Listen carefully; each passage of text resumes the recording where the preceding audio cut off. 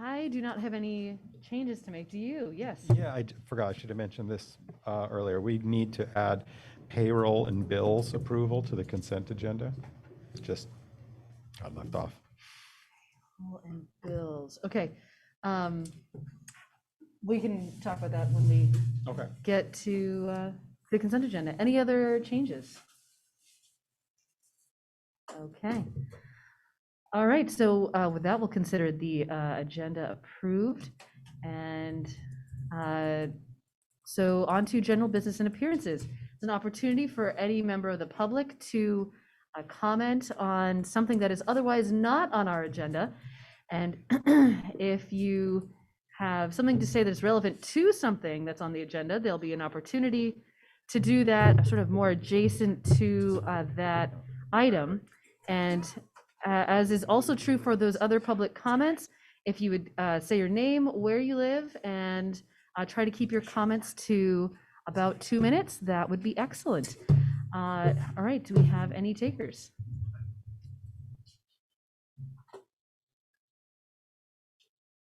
Steve Whitaker, Montpelier. I want to just call your attention that the appointment to the CVPSA is somewhat urgent. There's a lot of complicated matters and misinformation flying in all directions. You were asked at the last meeting and you tabled it to appoint a city official because the discussion has gone on that the cities need to be more engaged. We need somebody of intelligence and integrity. And without her permission, I would nominate Donna Barlow, Casey, because she manages a radio system, not directly, but she has to stay in touch with all her trucks. So that's something worth considering. But we entered this contract, this authority, which is a contract chartered by the legislature, and it says an appointment for a vacancy will be made in 45 days. That would have been from Dan's resignation letter took effect August 25th. You had until October 11th to appoint a replacement for Dan. He was doing due diligence there. That was essential. Now we're near a month. Tomorrow is a month past that. So, we're not outlaws. We have to, adhere to our contracts and take seriously the important work that needs to get done there to get budgets ready, to find out what radio system parts might fail and buy spares, et cetera. I call your attention, changing subject, to the article in 7 Days in VPR about the rental problems. I've attended some of the housing task force and homelessness task force and various. We have a problem in this city that's not unlike Burlington's problem with the Bow brothers, that we don't have the enforcement or inspection mechanisms in place to actually support those housing task force initiatives, inventorying the B&Bs, finding the code violations, figuring out where public investment should go. We need to take that much more seriously and ramp up the enforcement and inspection. When I've called multiple issues of sewage flowing out in basements, it all just gets treated as if it's normal routine business. That's not okay. It's not okay at all. So I think I used up my 2 minutes without hitting 2 other topics.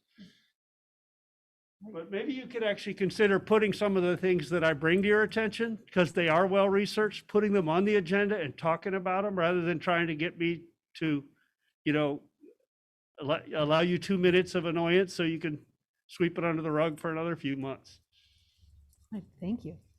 Anyone else who is here in public wish to make a comment? Oh, in person, I guess that's what I meant. In public. I'm not seeing anyone. Anyone online? I'm not seeing any hands online, but you could turn your camera on and wave, or you could use the raise hand reaction if you wanted, but I'm not seeing anyone digitally either. So we are going to move on then to the consent agenda. And with the consent agenda, just a question about the addition, John, is there any Anything we should know about the addition of payroll and, was it payroll and bills? Payrolls and bills. It's on every time, Okay. and it just wasn't on this Okay. time. All right. Any other, yes, Jack? The consent agenda. I'll second it. Okay, and is it including the payroll and bills? Yes. Okay, and that's okay with you, Donna? Yes. Okay. Any further discussion about the consent agenda? I don't want to pull it off the agenda. I just want to make a comment that the Raise the Blade initiative is something that has been, that folks from the Conservation Commission have been working on, and just delighted to see that our staff was very supportive of that, which is an initiative about mowing higher, so you actually, like 3 inches up, literally like raising the blade of mowing, which ends up, you end up with better water retention and soil health. So anyway, just glad that that's there. Yeah, no need to pull it. So any other comments? Okay. All those in, any further discussion? All in favor, please say aye. Aye. Aye. And opposed? Okay, so the consent agenda passes, and now we're on to, I believe, a presentation from the Agency of Natural Resources, and I see some folks here from ANR, so welcome. Yes, yes. And I'll let you introduce yourself, and if you need a minute. We'll kind of split it. I have a presentation on my computer. I'm happy to share it. Should I just plug in my computer or? I'm gonna let you talk to Cameron about that, and it sounds like maybe we could just like take a minute for that. I can provide some overview remarks. Okay, sure. But Peter's talking now. All right. Thank you, everybody, for having us, Madam Mayor, councilors. My name is Peter Walk. I am the Commissioner of the Vermont Department of Environmental Conservation, Montpelier resident. I'm joined by Nick Gianetti, another Montpelier resident who is the head of our pre-treatment program in the wastewater program within the DEC.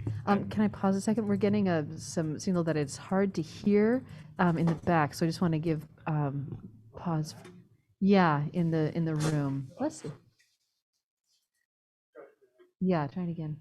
Is this any better? Yes, great. Okay. Thank you so much. I usually do not have trouble projecting, so I will do better. So thank you for having us.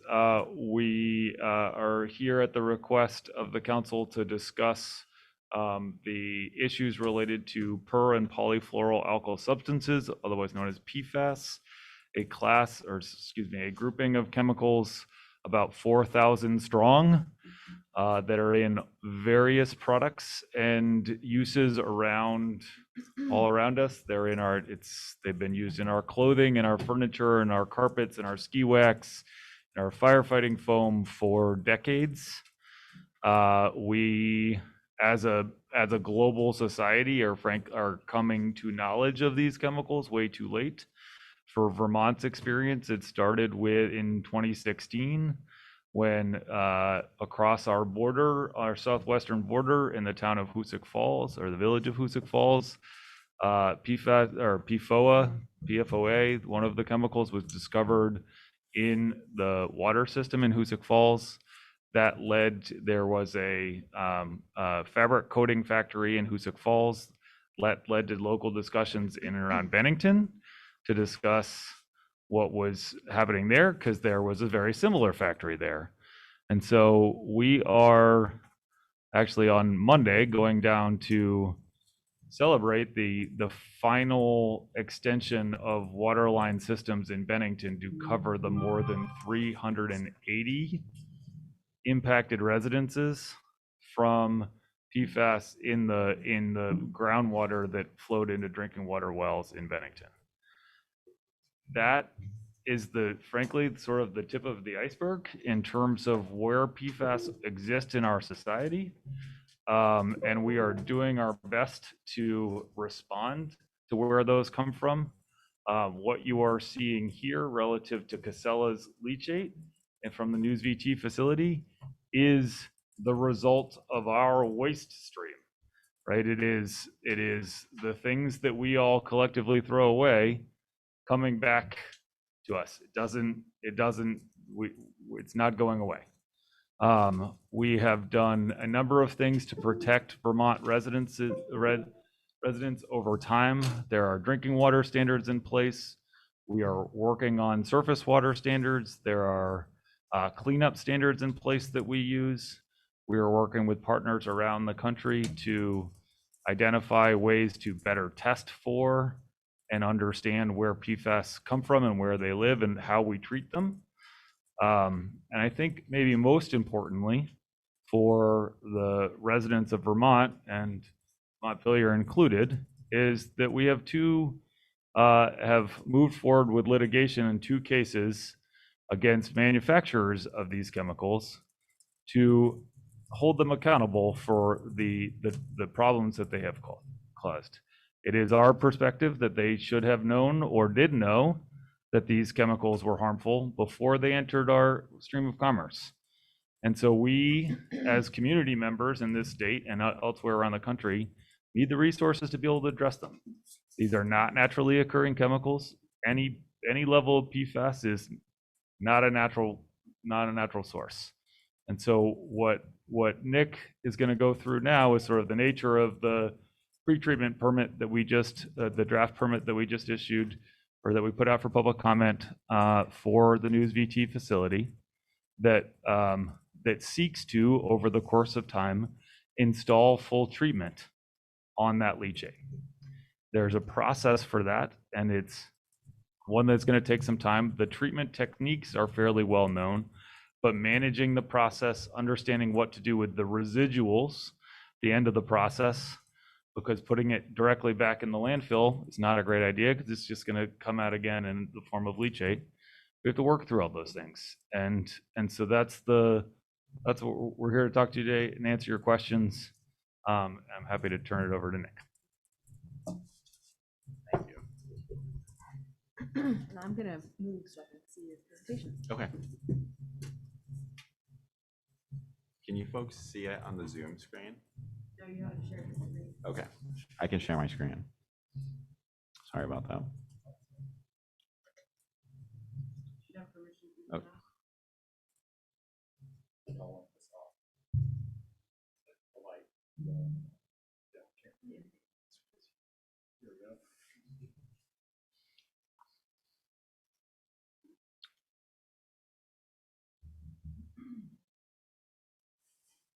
Okay, can everyone see that online and on your computers?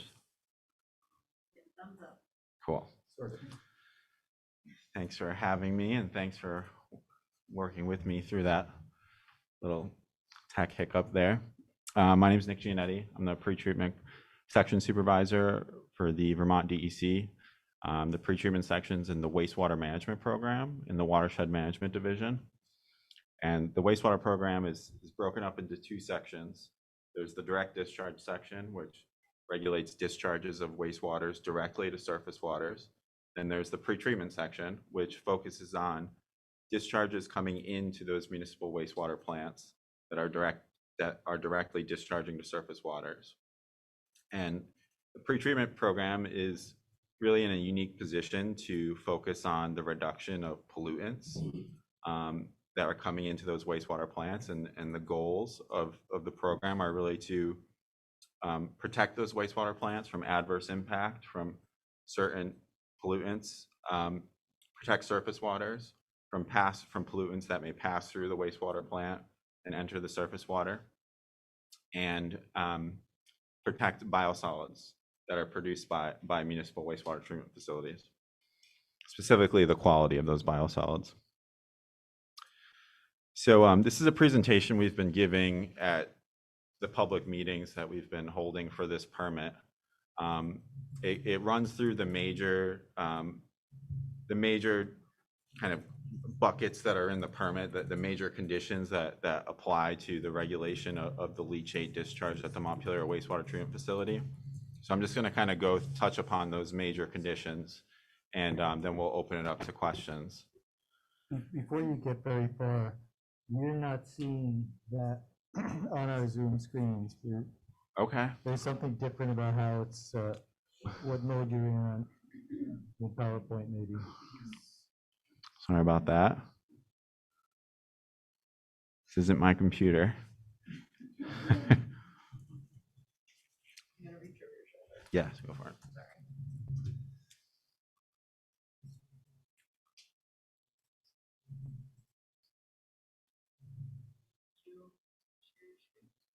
It says I am sharing. Hold on.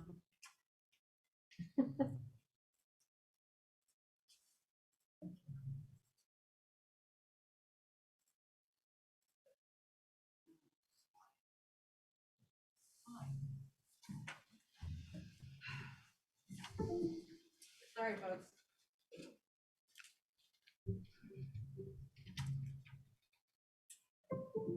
Yes, I should have did a trial run with you. We're all struggling through this post-pandemic life together. Yep. You have a captive audience. We're here. You know, we just held 2 public meetings for this permit, and it was the same type of hybrid in-person situation. And yeah, there's definitely a steep learning curve with managing that for sure. Sharing your screen. Turn off presentation view, so hopefully this will work, I say, hopefully.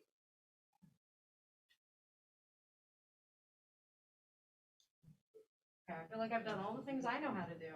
It's not connected. Well, that is showing on the screen, it's just. But we don't know this. Last time this messed up really bad, we just clicked through the slides.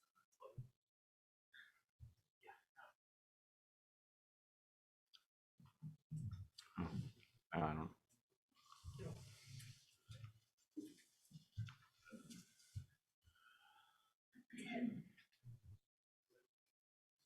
I think that's what she just turned off.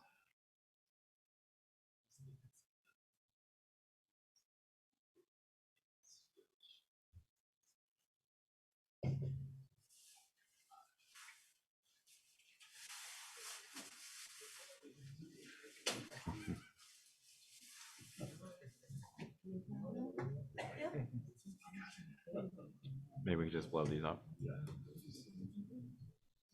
You guys can see the PowerPoint is open though, right? Yes. Okay. We'll just go low tech. Yeah, I think we'll do it like this. Can everyone, is that large enough for everyone on the computer? Yeah. Okay. And there's no ready. Yeah. Okay, sorry about that.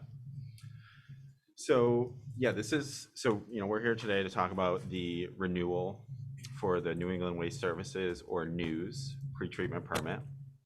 And that permit regulates the discharge of landfill leachate from 3 landfills. That's the New England Waste Services of Vermont landfill in Coventry, Vermont, the North Country Environmental Services landfill in Bethlehem, New Hampshire, and the Central Vermont landfill in East Montpelier, Vermont. This permit regulates the discharge of leachate from those landfills to Vermont municipal wastewater treatment facilities.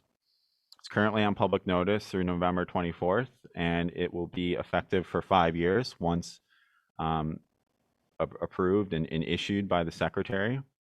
There is an opportunity to amend the permit after it is effective. And this particular discharge has been permitted since 1994 with the agency. Permitted to discharge to the city of Montpelier since 1994.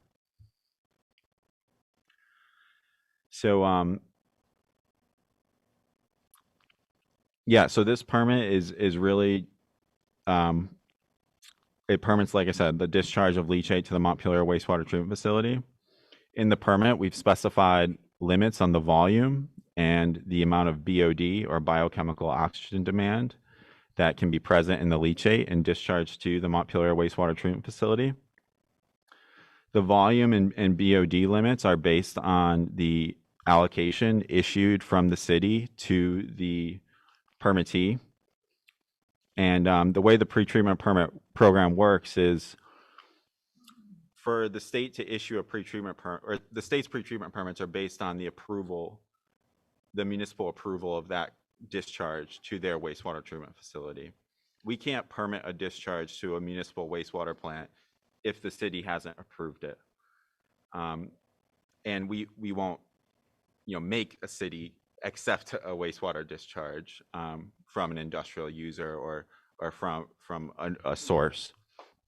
So it's, the city's decision or any municipality's decision to accept the discharge. They would issue that approval, or sometimes it's called an allocation letter, where they issue, they allocate a particular amount of flow that entity can discharge to the wastewater plant, as well as BOD in some cases. And we adopt that as part of our permit. And we would issue a permit for any discharge to a municipality that has the potential to adversely impact the wastewater plant. And being that this is leachate, there's a lot of stuff in leachate. If it's not managed appropriately, it can adversely impact the wastewater plant or the receiving waters or the biosolids quality. That's why we have a permit for this. And the major changes in this renewal are the removal of the Newport wastewater treatment plant, the Barry wastewater treatment plant, the Burlington North wastewater treatment plant, and the Essex Junction wastewater treatment plant from the permit. So currently Montpelier is the only municipality on the permit that's accepting leachate under this permit. And those other discharge points were removed for various reasons. Some of you may be aware of the moratorium in Newport, the Act 250 moratorium, which doesn't allow leachate to be received at the Newport wastewater treatment plant any longer. Some of these other municipalities did not renew their agreement with the permittee, or some of these municipalities don't have the infrastructure at their wastewater plant to receive leachate anymore. So therefore, as part of this renewal, they were removed from the discharge permit. Another change in this permit is the change to the flow limit. The previous flow limit was 23,000 gallons per day, but there was a provision in the permit that allowed the landfill to exceed that flow limit so long as the BOD met the BOD standard. The landfill's leachate was consistently met the BOD standard. Therefore, essentially, there was no flow limit, and they could discharge as much volume of leachate as they wanted to the wastewater treatment plant, so long as it maintained that 1,200 pounds per day BOD. We put a cap on the volume of leachate that they can bring to the wastewater plant. That cap is 60,000 gallons per day. And that's based on, again, the approval from the city to the landfill. We adopted that approval in this permit.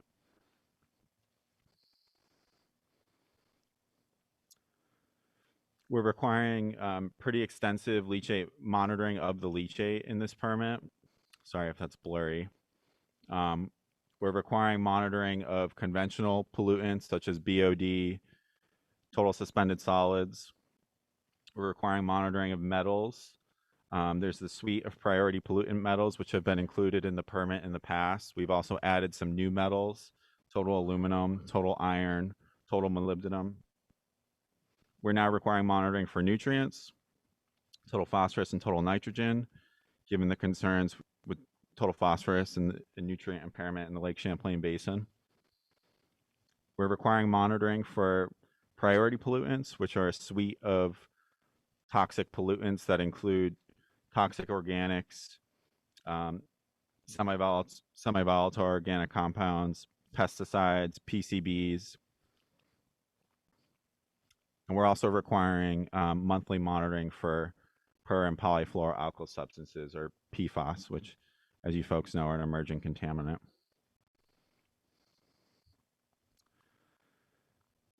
Another new requirement of this draft permit is enhanced monitoring at the municipal wastewater treatment facility, so at the City of Montpelier wastewater plant. The purpose of this monitoring is to assess the impact of the leachate on the wastewater treatment plant's operations, determine how well the wastewater plant is removing pollutants from the leachate and monitoring the impact of leachate on the wastewater plant's effluent quality and its discharge to surface waters. So we're requiring a variety of different types of testing, or PFAS testing quarterly, which would be in the influent, so coming into the plant, the effluent coming out of the plant, and the solids produced by the plant. Requiring quarterly monitoring of influent, effluent, and solids for metals. 2 times per year monitoring of the other priority pollutants that I mentioned, or the organic compounds, PCBs, pesticides. And we're also requiring twice per year monitoring of whole effluent toxicity testing, or wet testing.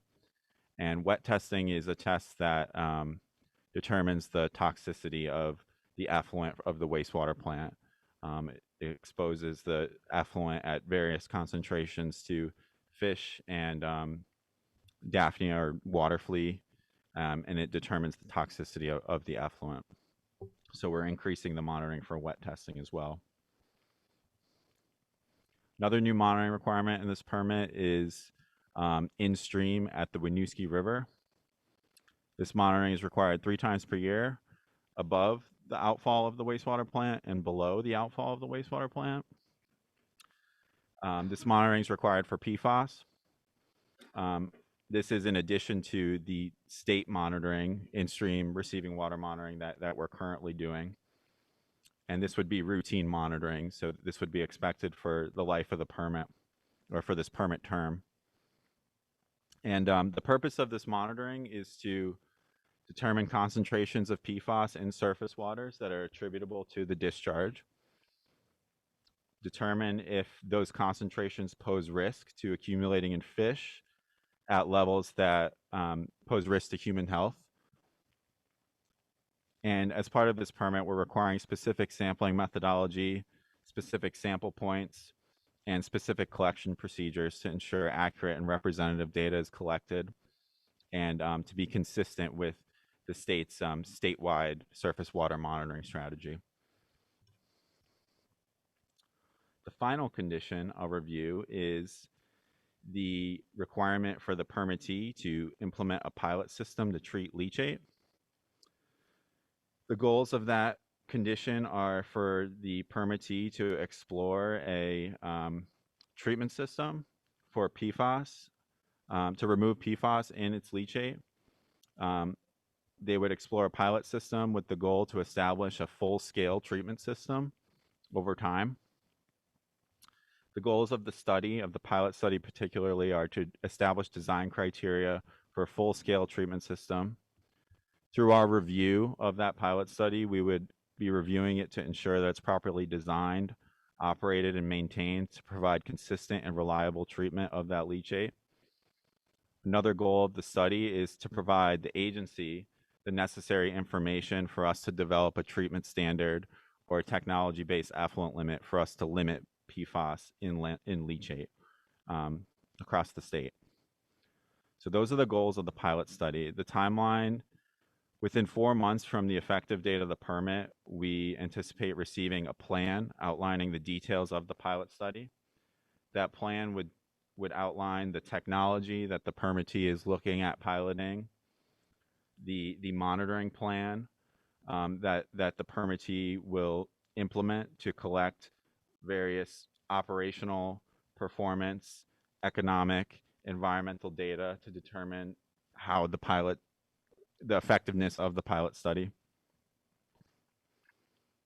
It will also outline the location of the pilot study. And that plan, we're planning to treat that plan as a amendment to the permit. So when we receive that plan, we're going to put it on public notice, and that will be subject to public review and comment and feedback, and we would consider that upon amending the permit to incorporate the plan. After the plan is approved, within 1 year, the permittee would implement the pilot study and begin the data collection phase. 2 years from that, they would report out on the pilot study findings with a final report. We're asking for quarterly progress reports throughout the duration of the study so we can keep our finger on the pulse and review data as it's collected. And as I mentioned before, following the report, our intention is to determine an implementation schedule for the installation of a full-scale treatment system and to develop the applicable treatment standards for that treatment system. So with that, I'll conclude my presentation and overview of the permit. I'm happy to take questions.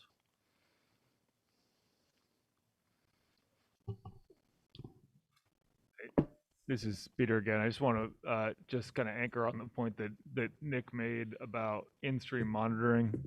We've done some already a couple years ago.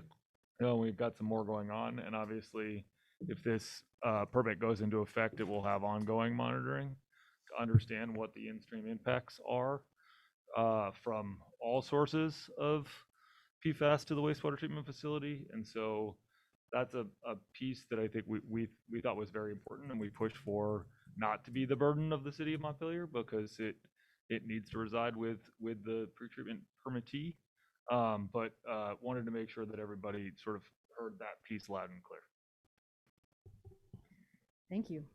So I just want to clarify the process from here. Sorry, I didn't articulate this earlier, but if council has questions for Nick or for Peter, now would be a good time. But I do want to also, after we have clarifying questions, then I want to hear from the public. Folks want to make comments, and then we'll go back to council discussion. But first, any questions from council? Yeah. Yeah, thanks so much, guys. I think collectively we all have some responsibility for, leachate and PFAS and put it in the water and everything. I guess what I'm wondering is, we're the only municipality doing this now. So by having this the one discharge point, are we disproportionately putting both our community at risk and maybe this region at risk by being the only ones who accept this and discharging into the water, like right here in Montpelier? So yeah, that is correct that you're the only municipality receiving leachate from this particular permittee. There are other municipalities in the state that do receive leachate from other sources.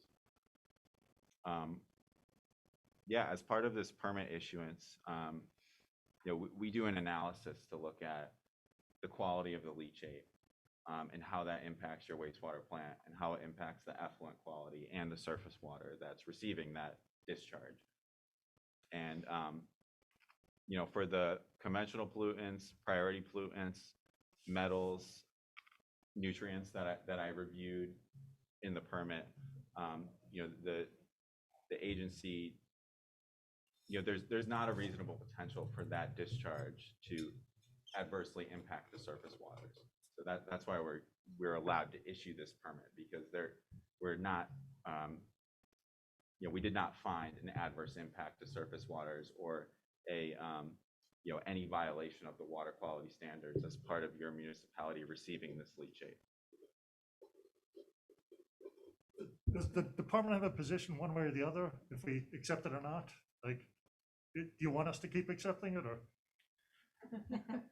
just gonna be straight up with I'm not going to make Nick What's answer. it worth? I'm not going to make Nick. I mean, for the most part, we do not. I think the challenge that I see is that, like many of these instances, we are simply the problem isn't going to go away. News VT already sends some of its landfill leachate to the treatment center in Plattsburgh. And so if Montpelier were to refuse to accept it, then it would just go there and it would end up in our shared water body again. And so I think, I fully understand the concerns, and we share those. Obviously, that's why we're looking for it around the state. It's one of those squeeze one part of the balloon and the air just goes somewhere else kind of situations where it's not going to solve it for the rest of society. And so I do understand, but no, this is a municipal decision as to whether to accept the leachate. Go ahead, Donna. I had a question about your pilot study. One, would that be us? And nowhere else is this already not being dealt with in a way that we can look at and examine and pattern after? Sure, I'll start, Nick, and then you can go. So the treatment system, the treatment pilot is required to be done by the permittee, which in this case is News VT, not the city of Montpelier. The treatment systems for PFAS exist, right? We've used them in different capacities, you know, and we had Casella do an engineering evaluation of a few different treatment technologies. We had a third party look at them.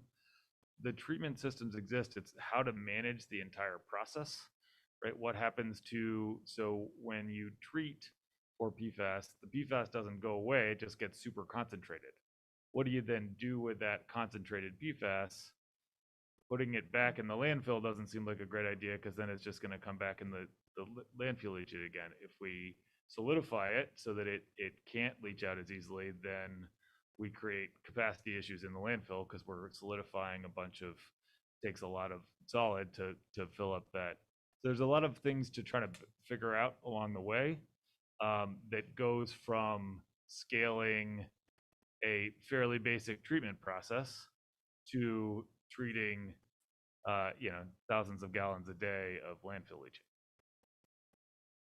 So if I'm understanding it, you said we know how to treat it, but we still have a residue, even though we've now reduced the volume, we still have this residue. It's like nuclear power. So one of the treatment systems that we could use is a reverse osmosis system, very similar to how we make in maple syrup these days, where we super concentrate the syrup on one side and the water goes out the other. The sort of same thing could be a feature we use, and what you do with that super concentrated liquid is important, right? And we need to manage it. One of the challenges that we have as an agency and we have as a society is that we haven't really come up with good ways to destroy this chemical yet.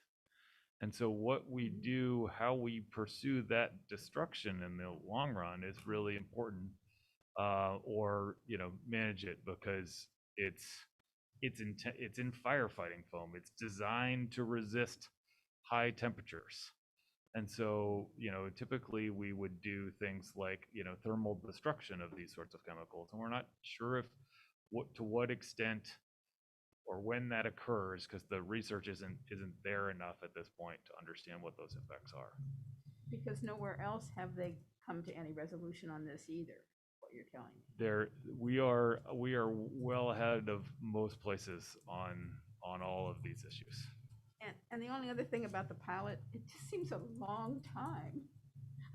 And I mean, 3 months, a year to 3 years. I mean, that's a lot of stuff being flown out. Is that recommended by the experts? I mean, how do you get such a long timeline? There's no way to get it more condensed? Or is that money? So yeah, the pilot study, right now is proposed for a duration of 2 years.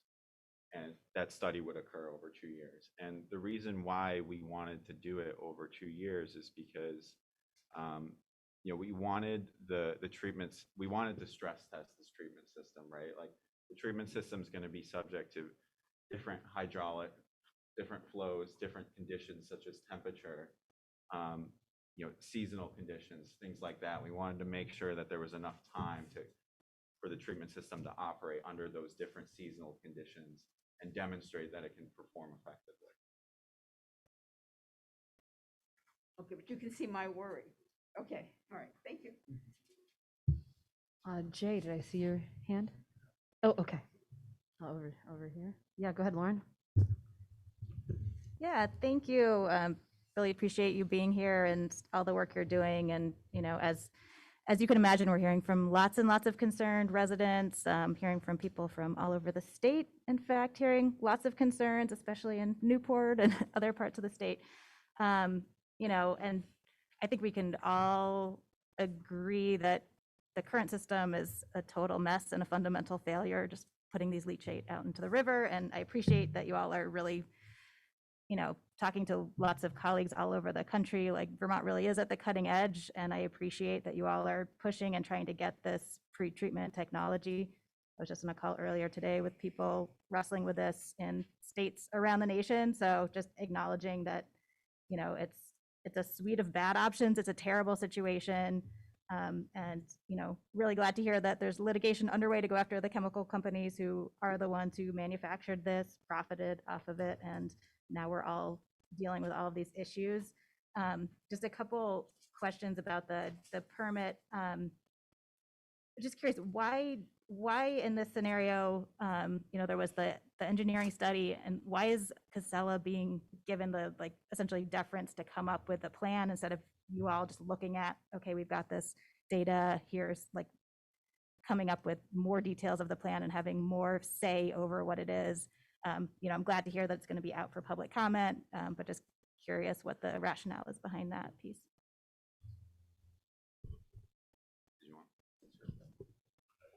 I'll start and then Nick can go. From my perspective, it has to be a plan that they implement ultimately. And so certainly we have considerable interest in what that plan looks like, which is why we need to approve it. But ultimately it has to be a process by which they know how to manage it and can do it. We will work hand in hand with them to develop that plan so that it's effective. And as Nick said, we can stress test it. But I do understand that reads as a concern. To me, that reads as ownership of the challenge. And we are the oversight for that effort. I don't know if you want to add anything. Thanks. That's good to hear that you'll be working closely in developing it. So it's not just, obviously knowing that you all have a certain mission and charge to protect public health, the environment, and Casella has a different mission. Just knowing that oversight and working together. Just curious about the other chemicals. So obviously we're very concerned about PFAS, but there's, hundreds of chemicals, who knows, in leachate. How much, I saw that there was one list in the presentation of some of those that are being tested. Do you have a sense that the pretreatment would probably be getting at a lot of those, or are there other chemicals we should really be concerned about beyond PFAS? I don't know, Nick, if you have specifics, but generally speaking, when we're treating for PFAS, pretty much need to get rid of everything else first, because PFAS is present in such tiny amounts that if you didn't sort of pre-treat in the pre-treatment process for some of your more present chemicals that are larger in quantity, you would clog up your filters way too quickly with everything else. And so there's going to be a lot of work that will have lots of benefits, because the filtration chain should deal with many constituents that are in the leachate. That's encouraging. A couple more. Yeah, go for it. Yeah. So just curious, the thinking behind just doing quarterly testing in Montpelier. So knowing that we're going to be the one off-taker in Vermont at this point, one test a season seems really small for a data set. Is there a rationale behind that, or I would, I guess, urge more testing? Wasn't it monthly? Yeah, we're happy to consider more testing. So if you do want more testing, I encourage you to make a public comment on that. But the rationale is really that Montpelier. So we're requiring monthly testing of the leachate. We're requiring quarterly testing at the city of Montpelier. Montpelier receives various sources that are not just the leachate of PFAS, that are not just the leachate. So we didn't think it was necessary to. We thought quarterly monitoring would be sufficient to characterize the amount of PFAS in the effluent, and solids at the wastewater treatment facility. It's more testing than any other wastewater plant around the state is doing currently. And that is something that we're considering for other municipalities. But yeah, quarterly monitoring is what we've recommended as part of the permit. And That's consistent with, if you look at the Massachusetts NIPD's permits and how they're, what they're requiring of their municipalities, it's consistent with that monitoring schedule. Gotcha. And if I saw it right, we're just testing for the 5 PFAS, not all of the PFAS that we can detect using the EPA? No, we're testing for, you know, the number always changes. I believe it's 36 compounds, but that would include the 5 regulated compounds as well as other precursors and PFAS compounds as well. And currently, there are no approved methods for PFAS. So currently, we're prescribing that it's called EPA's modified method 537 be used for PFAS, and that can detect, I believe it's 36 compounds. But once an approved method is adopted by the EPA, we're requiring that method be utilized. And the EPA is looking at that method. They have a draft method currently released, and they're taking comment on that draft method. And I believe that analyzes 40 compounds. Recognizing that there's thousands of these, that's kind of where we're at right now with our ability in wastewater monitoring. Just 1 or 2 more? Yeah, go for it, yeah. So I saw that part of our permit is taking out of state leachate, and I know that, you know, part of what we've talked about is, well, we're all part of the Vermont waste system. I imagine there's interstate commerce clause issues, but is there a way for us, I mean, us importing out of state leachate just doesn't sit well, why is that part of our permit? Yeah, so that's been part of the permit for, I believe it was 2000. I think it was 2004 that was included on the permit. I can double check that, but that's been part of the permit for some years now. And there is an interstate commerce clause that is at play there. Do you want to speak more on that? Sure. I mean, that's always a complicated issue, right? The way we typically deal with issues associated with, so we don't accept waste into the state of Vermont unless it meets the requirements that all of our municipalities through the solid waste management districts and other entities meet. And nobody takes us up on that. And so we would need to, this is essentially putting the same sorts of requirements on Vermont created leachate. And so I think it would be a challenge from my perspective for interstate commerce clause issues, but I'm not a lawyer, so I'm not going to tread too far into that one. Fair enough. And my last question was just one of the proposals that we're looking at for the next phase of our water resource recovery facility is drying biosolids, and there was some hope that there might be a market for them. I've just been assuming that as of right now with the leachate that it's pretty PFAS contaminated biosolids, so there wouldn't be much of a market for that, and we shouldn't be spreading that around. So I'm just curious if there's any thoughts on how we should be thinking about the biosolids as long as we are continuing to take PFAS contaminated leachate and potential markets. Yeah, you know, leachate is a large source of PFAS, and a lot of that PFAS in the wastewater plant goes to the biosolids. It likes the solids. And those solids, you know, they can be managed a few different ways. Montpelier brings their solids to the landfill, but the other management strategies include land application, or if there's sufficient treatment of the biosolids, they can be used as compost and given out to the public. And PFAS is a huge concern in land application of biosolids particularly, and the distribution of biosolids used as compost and for the public. It's definitely a huge concern. And you know, with the land application, there's limitations on the groundwater. So if biosolids were going to be applied to that site, There would, the permittee that was applying those would need to do testing of the soil and the groundwater to monitor the levels of PFAS in that that are being contributed to those two medias via the biosolids. So that would be, the limiting factor for land application. I don't know if there are any limits in PFAS for biosolids that are distributed as compost.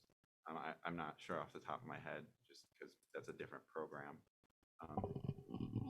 So we have started, just in this past legislative session, the Agency of Agriculture regulates those biosolids that become what we call exceptional quality, that have been treated in some way, shape, or form, and then simply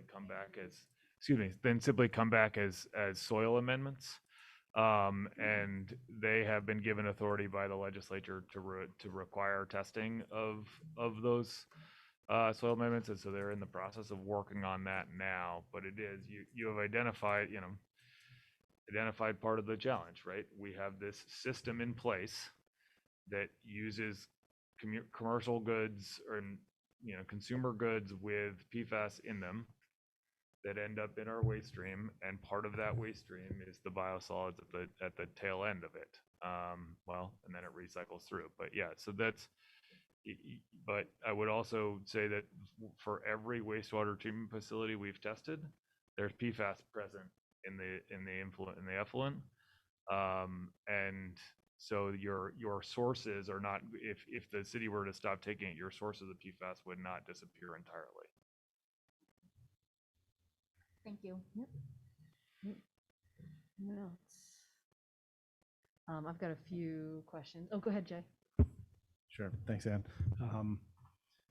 Feel free to correct me if I've missed something, but I'm just trying to wrap my head a little bit around the timeline here. Nick, I think you did a really good job of sort of laying out exactly what the feedback loop is in terms of testing, technology development, et cetera, to be able to deal with the PFAS that are coming out of the leachate. But kind of best case scenario is that 2 years, there's at least a proposal to be able to deal with it.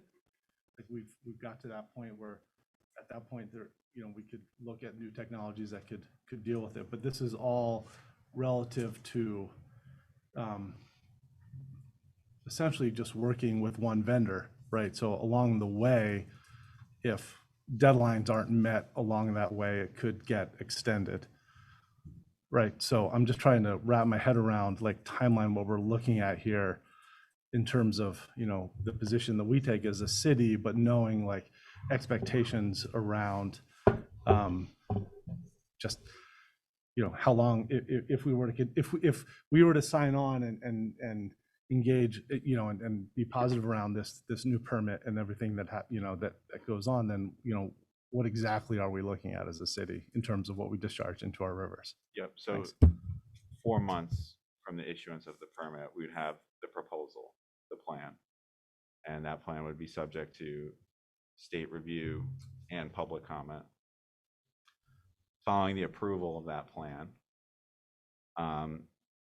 within 1 year of the effective date of the permit, the pilot study would begin, and then there would be a 2-year testing period. And so at year 3 of the permit, we're looking at a completed pilot study and final report for review. Following that, it's the agency's intention to develop treatment standards and an implementation schedule for the full-scale treatment of leachate. I can't say right now how long that would take, but those are the dates that we have presented in the near term or the short term timeline. So one follow-up question to that. If the city of Montpelier stops taking leachate, does that mean that the pilot study doesn't happen?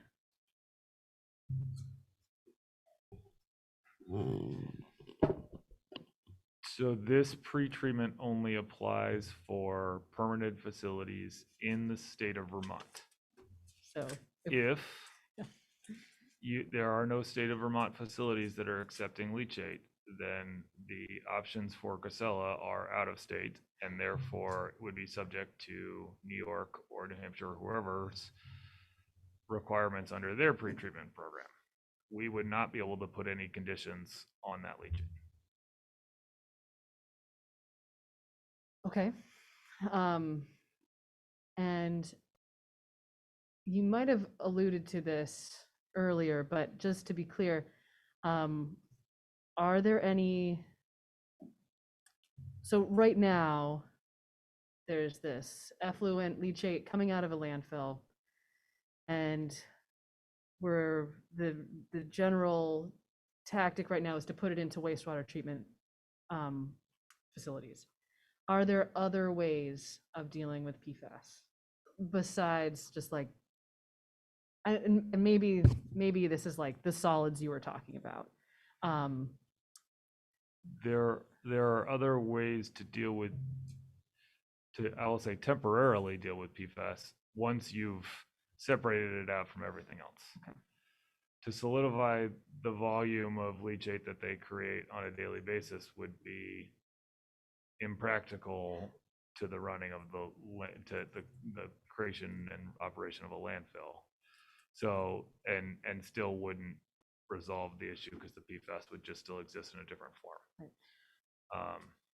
So it requires treatment and the condensing of that material to the point where it can be managed in a way that doesn't essentially shut the landfill down because we're filling it up with solidified leachate, if that makes sense. Yep. Okay, and one further question, something that I feel like I have heard from constituents is that they want to know where this is coming into their lives. Are there products they should not be buying, etc. And I'm guessing the answer is no to this, but I just want to confirm. Are there any initiatives at the legislative level or at the department level or anywhere that would potentially require disclosure that this is applied to a product, that it's in the ski wax, that it's in, it's on this couch, but it's not on that couch, that kind of thing. So the legislature actually went beyond that this year. Okay. And for certain products, not all products that contain PFAS, they mandated that those products not be made for sale in the state of Vermont. Okay, So that was carpets intentionally added to, I'm going to look to Lauren for a little help here. Excuse me, not the referral. The ski waxes, firefighting foam, carpets. What else am I missing? It was food packaging, carpets, like indoor residential carpets, rugs, and like stain treatments, and the firefighting foam and ski wax. Some of these are phased in over the next couple of years. So, I mean, it's really hard to tell because there isn't labeling. But some things now are saying PFAS free because there's been consumer demand. So, you can certainly look for that. I think there's still like pots and pans and stuff that are Teflon coated, but so stainless steel or, things that are not the like non-stick surface kind of thing. Are those I'm sorry to interrupt, the non-stick pans, are those included in the phase out, or are those were not exceptionally? yet covered. Okay. California just passed, I believe, a ban on cookware. I Okay. don't know when that goes into effect, but that just got signed into law like a couple weeks ago. Okay. So that could drive the market. Yeah, But so it's not on all products. but then it's in apparel, like your Gore-Tex, waterproof things, and it's used in a lot of different things. So there's still more product categories that have not been covered. Yep. Okay. And so so you're getting to the point, Madam Mayor, of turning off the spigot, so to speak, of sources into our waste stream. There's still a sort of big use of, when the city decides to replace these chairs or this carpet or what have you, that's gonna go into the landfill and that more than likely has PFAS.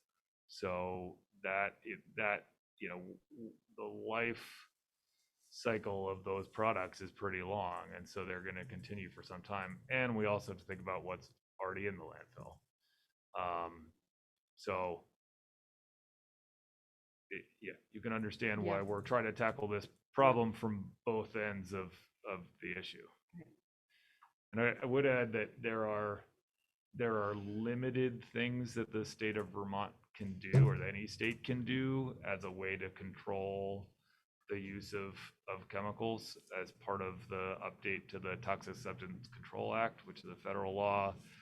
There were certain sort of things that preempted state action, but EPA under the previous administration wasn't really taking much in the way of action, and so it allowed for states to take some action. So there's still some question about sort of where that's going, but I am pleased to say that in our discussions with the current EPA administrator, the 6 New England states sent a letter to the incoming administrator when he first started, basically saying, here's our wish list of all the things we need you to do relative to PFAS. And I am happy to say that he appointed then the person who runs our regional EPA office in New England as the co-chair of his PFAS council that's just come out with their action plan. And it is going to take what was a sort of slow, deliberate process and really ramp it up. And we're excited to see that. And, you know, finding out more information on the toxicity of different chemicals, finding out more information on chemicals, being able to test for more than just the suite of 36 we can test for now. There's a lot of good stuff happening, and we're pleased to see a responsible federal partner stepping up. Thank you. Any other questions from council? Okay, so at this point, if the public has thoughts, questions, concerns they'd like to raise, now is the time. I'm going to start with people who are in person, and then we'll go to folks who are with us digitally. Anyone in person wish to make a comment?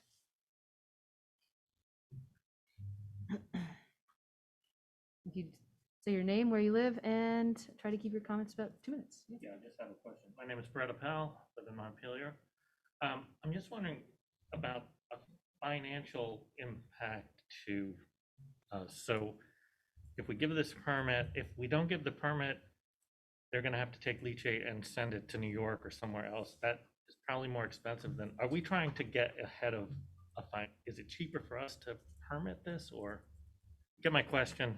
I'm wondering how the finance impacts that. Sure. That's all. Yeah, Thanks. thank you.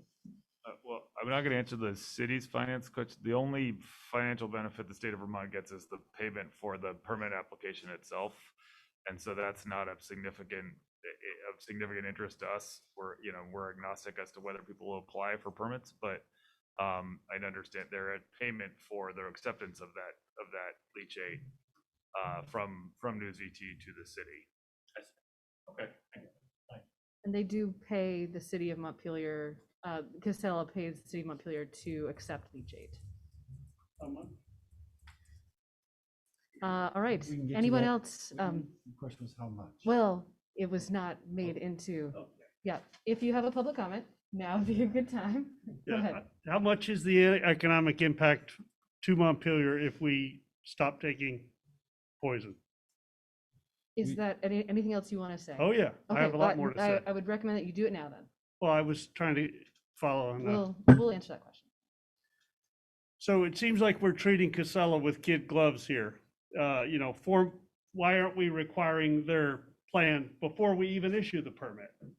They're making profits off of this stuff, and obviously great profits because they're paying great monies to Montpelier to take it. But we're setting Montpelier up to be the PFAS poison capital of New England. Poison for profit. It's immoral. The 1-year pilot project to not even have an actionable treatment solution for 2, 3, 4 years out, and if it doesn't get kicked further down the road, is unconscionable. How do we compare? Have we done a side-by-side analysis of how New York's going to regulate it if we do stop taking it? They may be stricter than Vermont. Why haven't we heard about the impacts on the lake? Or what about treating it at an oceanside treatment plant where it's being much more dilute than dumping it into Lake Champlain? I mean, it doesn't seem like we've done due diligence here. Quarterly sampling versus weekly or monthly. It seems like certain pockets of this stuff are going to come out, and we should put out warnings when not to swim in the river or not eat fish. But we're feeding fish which are being eaten by, ducks and herons and eagles. We're passing this stuff around as if it were okay, and it's not okay.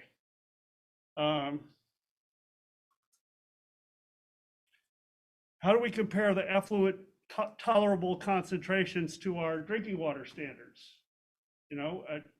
I'm not hearing any comparison for frame of reference, parts per trillion or parts per billion or whatever.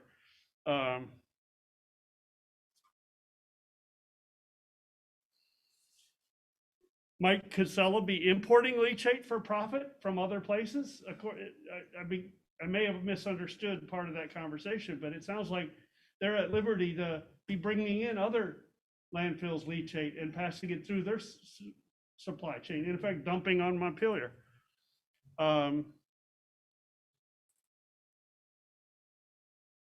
What testing has already shown, what testing has been done? It's already shown the concentrations that we're dumping in the river and what those impacts are on fish and wildlife and even swimmers who accidentally inhale a mouthful of water. I just think to be suggesting that this is impractical is really making a judgment on the profits of a private corporation, a very large private corporation, a very profitable private corporation. So I don't think we should be popularizing the notion that it's impractical to just stop this, stop it. We're not at liberty to poison our wildlife or our friends and neighbors. Thank you. What's that? Okay, yeah, go ahead, Bill. Just an answer to the initial question. Last year, the city was paid $417,000 by Casella for accepting. Last year, the city was paid $417,000 by Casella to accept leachate.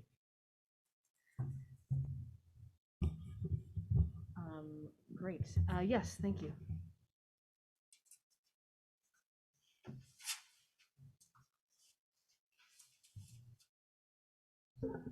Hi, everybody.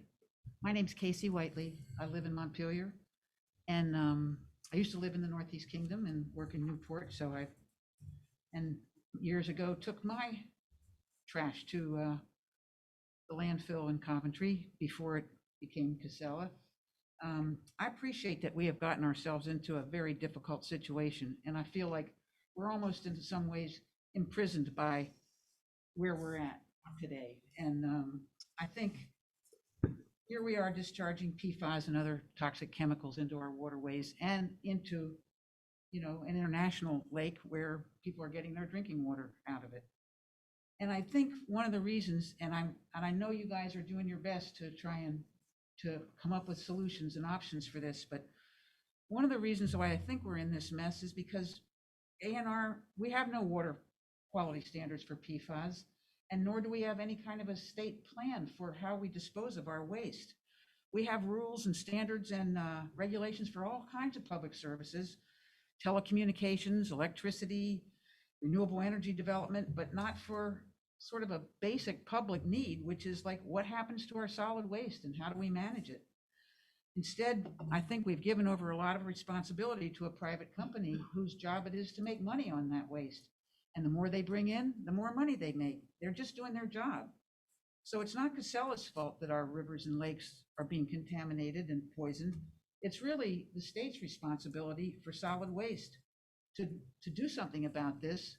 And it's not just Montpelier's situation. And I feel like we're in a bind right here now, being forced with choices that are really not good choices. I'm sure you guys from ANR all know that your mission is to protect and restore our natural resources and protect our human health. And so I think you need to develop water quality standards and a plan for managing and safely disposing of our waste. I know, I kind of have a feeling that since Casella was given permission to expand the landfill a couple years ago by, I think, 50 acres or something like that, of course they're going to bring in more waste and fill that up. And I think we're taking a lot of stuff from New Hampshire, and it is ending up coming down here to us. There's no doubt about it. So now we're being asked to approve a draft discharge permit for which you guys really haven't developed any regulations or performance standards. And that permit cedes authority and responsibility to Casella for so many decisions in this draft permit. And I know you guys say you're going to monitor their decisions and their choices and what they pick for a site and technologies, but you really have handed over a lot of this process to somebody who's not supposed to be taking responsibility for our environment.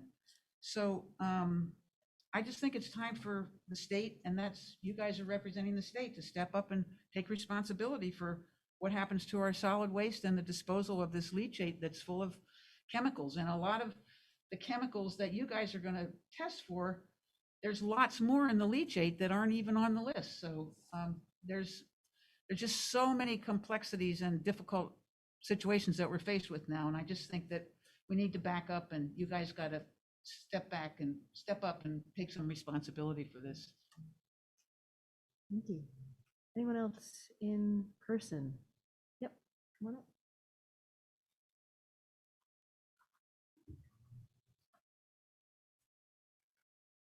Good evening, Mayor. We've met before. My name is Jay Walsh. I'm from Newport, Vermont. Just to start, I wanted to go over, there was a statement right at the beginning by the gentleman from ANR that statement was to the fact that it's a full treatment of PFAS, and that's just not true. There is no full treatment for PFAS.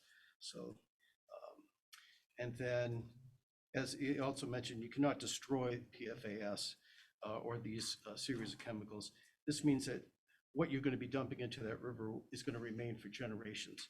It'll be in it'll be in the water. It's going to be in the plants. It's going to be in the fish. It's eventually going to get to the wells that are located, the private wells along this river. In the next 20 years, you're going to see the effects of what's been going on since, I guess, 1994. In the past 10 years, ANR has dumped over 72 million gallons of leachate through the Montpelier wastewater treatment plant, only partially treated, into the Dog River and into the Winooski. This leachate contains upwards of 200 commingled chemicals into a toxic super mix that no one has ever tested. What this complexity of chemicals does to a human being, no one has tested this, at least in the 3 years of research that I've been delving into.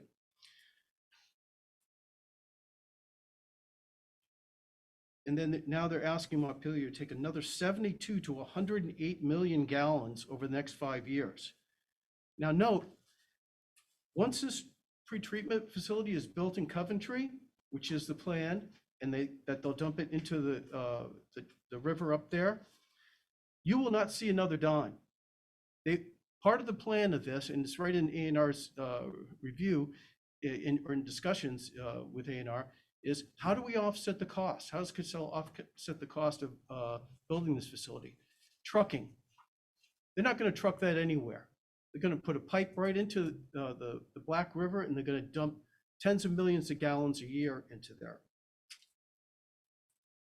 And one would think that this couldn't get worse. ANR is also authorizing permitting and the importation of tens of millions of gallons of toxic chemicals and PFAS into Vermont for the sole purpose of disposal into our rivers and lakes for profit. You guys can't be the dumping ground for this. Now, the good people here in Montpelier, they see a responsibility to account for their waste. They're trying to reduce their waste.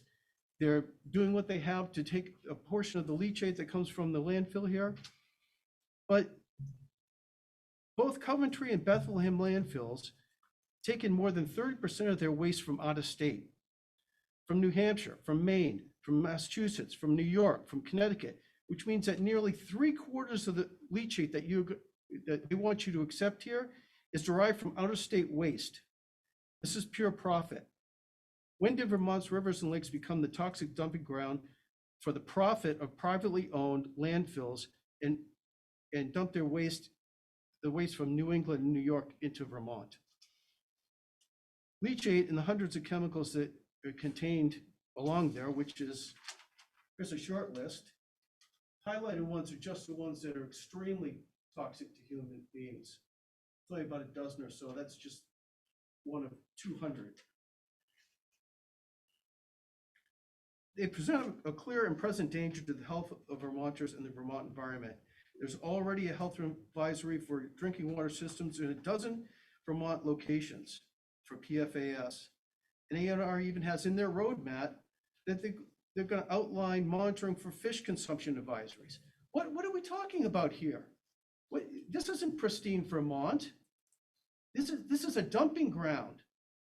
You know, I'm sorry that you guys are being burdened with this. We had to fight in Newport. We had to actually go to court because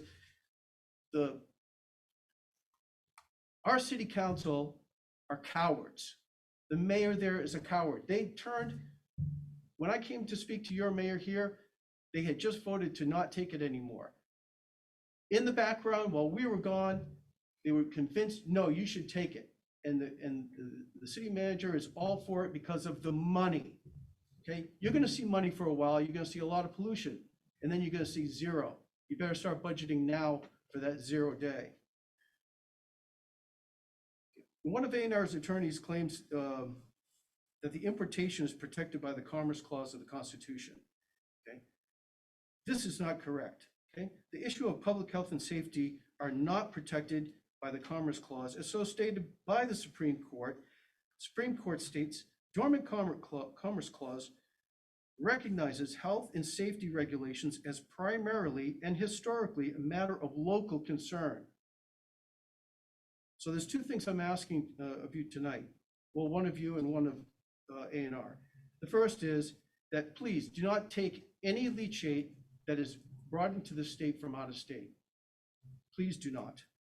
And then I'm asking today in this public forum of Secretary Moore to halt the importation of leachate under her obligation to protect Vermont citizens and the environment from threats to human health and safety. That's all I have to say tonight. Thank you. Thank you. Anyone else in person wish to make a comment? Okay, I'm not seeing anyone else. All right, but we have a few folks online here. So Linda Berger, go ahead. Hi, I'm Linda Berger. I'm a resident of District 1. My question is, what is the relationship of Montpelier's waste treatment processing and this leachate? Currently, I understand that we need to initiate and complete phase 2 of the waste treatment plant. So what's the relationship of that to the leachate that we're currently accepting? I'll probably ask our experts to comment on that. In theory, the phase 2 has to do with the sludge drying, so the initial relationship would have to do, I think, with the question Councilmember Hurl raised about what we do with the dried product if there was still PFAS in it. And obviously, if we were to not collect the revenue, we'd have to look at how the financing of that worked. But we're actually having an update on that project in 2 meetings, December 8th. So we'll be able to talk about that in more detail then. And just to follow up on that, I have other questions around that same topic, including, is there a minimum volume that we need to make even phase 1 work? And then, if we were to stop taking leachate, what are our options for that? So great question, thank you. All right, and I'm gonna go sort of down the line that I see the hands in. Deborah Dwyer, and then we'll go to Shayna. Hi, I'm Deborah Dwyer. I'm in District 1. And I too was wondering why the permittee, Casella, the potential polluter is being given so much power and responsibility, you know, why would we give them the responsibility to monitor the level of pollution and to come up with a treatment plan? And also monitoring things 2 or 3 or 4 times a year does not seem sufficient. And I'm pretty shocked that we're taking leachate. This is a new one on me. I'm pretty shocked that we're taking leachate from other states. And yeah, I think we have to examine everybody's profit motive here and realize that the protection of our environment trumps all of that. Thank you. Thank you. I also just want to jump in here. Is there anything that you would want to address so far? I mean, there've been a lot of public comments so far. Any clarifications? I just want to give you the opportunity if you want. The only thing that I would add is that the public comment period for this permit is open. It is open till November 24th. Everything that you are saying here, you should say to us through the public comment process so that we can continue to evaluate all that information as we review the permit and make any necessary changes before issuing the final permit. Is there an easy way to access that comment? We can share all of that information with you. Okay, great, thank you. We're gonna go. Oh yeah, sure, go ahead. Yeah, just I'll get more detail on this, but it's our understanding at least, and perhaps there's more that we don't know, is that we only accept leachate from Coventry and Moortown. We don't think we're getting out of state leachate, but unless it's coming through Coventry. Yeah, you're allowed under the permit, right? You're I authorized. understand we're allowed to, but we have not been accepting. Yeah, the last time a discharge from the New Hampshire landfill was received at Montpelier was, it was a few years ago, and it was, I can get the exact numbers for you, but you don't receive leachate from the New Hampshire landfill on a regular basis. There was 2 months in, I believe it was 2018, that you had received a discharge of that leachate, and you know you're not seeing that on a regular basis. You do receive leachate from the CV landfill, the closed landfill in East Montpelier, probably about twice a month, so on a regular basis, which is also included in the permit. Thank you. Shayna and then Renee. Hi, yeah, my name's Shayna Casper. I am on District 2 in Kent Street, Montpelier. I'm also, for the next 48 hours, the Vermont State Director with Community Action Works, formerly Toxics Action Center. Have also spoken last City Council meeting and comments at the ANR meeting. But yeah, Community Action Works, you know, we believe that environmental threats are big, but that the power of well-organized community groups is bigger. And that's why we work side by side with folks to fight pollution threats in their neighborhoods. And one of the big parts of my job is over the past 5 years, I've been co-facilitating the National PFAS Contamination Coalition, which is all of these folks across the country have been facing and dealing with significant PFAS contamination in their communities. And that has really led to me being really, really concerned about these chemicals and just seeing the health impacts that these families are facing. And that this concern has really led me to being really concerned with both the permit and with this fact that just that Montpelier is taking this as well. And I really want to make sure that our community is protected and that we're protecting the drinking water source of folks all, you know, across the state and you know, across the region in New York and in Canada as well. And we need to start a clock in committing of not taking PFAS contaminated leachate. And in order for us to take the leachate, we need to know that it is PFAS free. And I'm worried that if we continue to take PFAS contaminated leachate, it'll put us in a bind for when we do come up with these surface water effluent standards for PFAS, because we won't want our wastewater treatment facility to be a point source for PFAS. And this draft permit gives Casella too much authority over the development and, you know, implementation of this pilot project. And we also want to recognize that it's not just on this permit, and that we can't punt this problem off to another town. You know, if this was rewritten to include another town, or, you know, or in working with Plattsburgh, we need to connect with the Plattsburgh City Council and commit to not, you know, making sure that across the region we're committing to not taking PFAS contaminated leachate. The solutions are complicated, as has been named. We need to go really far upstream. And that's why we've been organizing for decades in Vermont to move away from burning and burying our trash and to move towards zero waste. That's why we're working to pass these policies to move upstream and to ban PFAS leachate from, or ban PFAS from getting into our landfills and becoming leachate by stopping getting it into our products that then go into the landfills.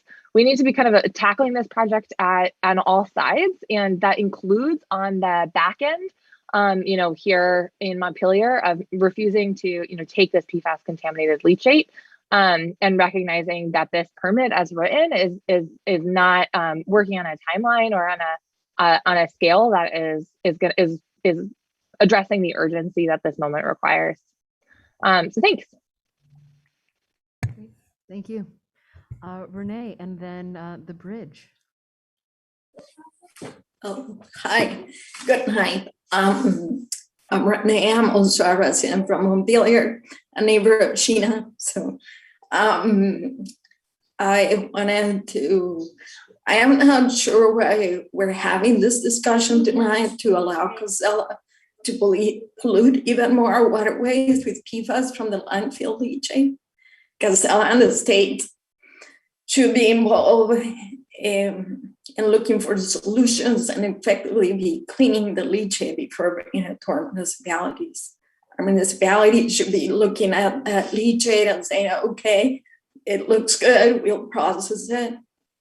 As was mentioned by the gentleman from ANR, we had this permits in 1994. How is it possible that Casella and the state haven't yet created a solution, because we've known forever that the leachate is contaminated, not just with PFAS, but other chemicals. As Reg Renault, the waste management expert, says the best way to prevent the distribution of PFAS chemicals is to contain them in the landfill where they can do no harm. When the leachate is transported outside, there's a clear and present risk of the chemicals being released into the environment. Therefore, the leachate should be kept and used at the landfills. Current regulations in most states allow the recirculation of leachate and condensate at landfills. Of course, this only delays the inevitable, which is that eventual need to dispose of the leachate due to the amounts increasing over time. Furthermore, the concentration of the PFAS increases as the leachate is recirculated. Therefore, this is not really a solution to the problem. There was a study conducted by Battelle and the EPA on the challenges of PFAS remediation, but they say that the natural attenuation and long-term monitoring is not an effective strategy of PFAS. So the plan to monitor is not a solution or even a strategy for controlling this. An active treatment strategy must be used to either clean up the contaminants or containants so that it cannot leach from contaminated soil into the groundwater or drinking water. All municipalities in Vermont and neighboring states should say no to polluting our waterways and environment. It isn't a question of the amount we should be allowing or not. There should not be any PFAS or other chemicals in leachate. There are already studies of possible solutions, and also using this leachate for creating some type of energy gas that is will be beneficial for Casella. We should move towards a solution to stop destroying our environment. The only viable solution, again, is to contain the chemicals. So I urge the council to say no and talk with other municipalities to say no to this, and to the plan to create for Casella and the states involved to create a state-of-the-art facility that will clean the leachate before it comes to us or any municipality. Thank you. Thank you. Anyone else? I see on the bridge, or Cassandra Hemingway took their hand down. So anyone else virtually wish to make a comment? You can use the raise hand reaction, or you can just unmute yourself, or you can turn your camera on and wave. Any of those are options. Okay. All right, Jack. Thank you for being here. I appreciate it. I'm not an expert or specialist in any of this stuff, so I'm really just learning. And so my questions are from that perspective. And so I just have a few questions. One is in the pilot program that you're requiring News BT to come up with. Do you already have a standard for what the level of remediation or what level of removal you're going to be requiring them to produce? And is there a way to know if that's the right standard, or if some other jurisdiction is holding waste creators to a potentially higher standard? I'll start with that. Thanks for that question. So the part of the process that Nick alluded to was the development of a technology-based effluent limit. Essentially, what is the capability of the treatment technology to remove that? We have seen on the drinking water side, where we have much more experience, that there are treatment technologies that remove it to a non-detect standard, which is as close to zero as the science community gets.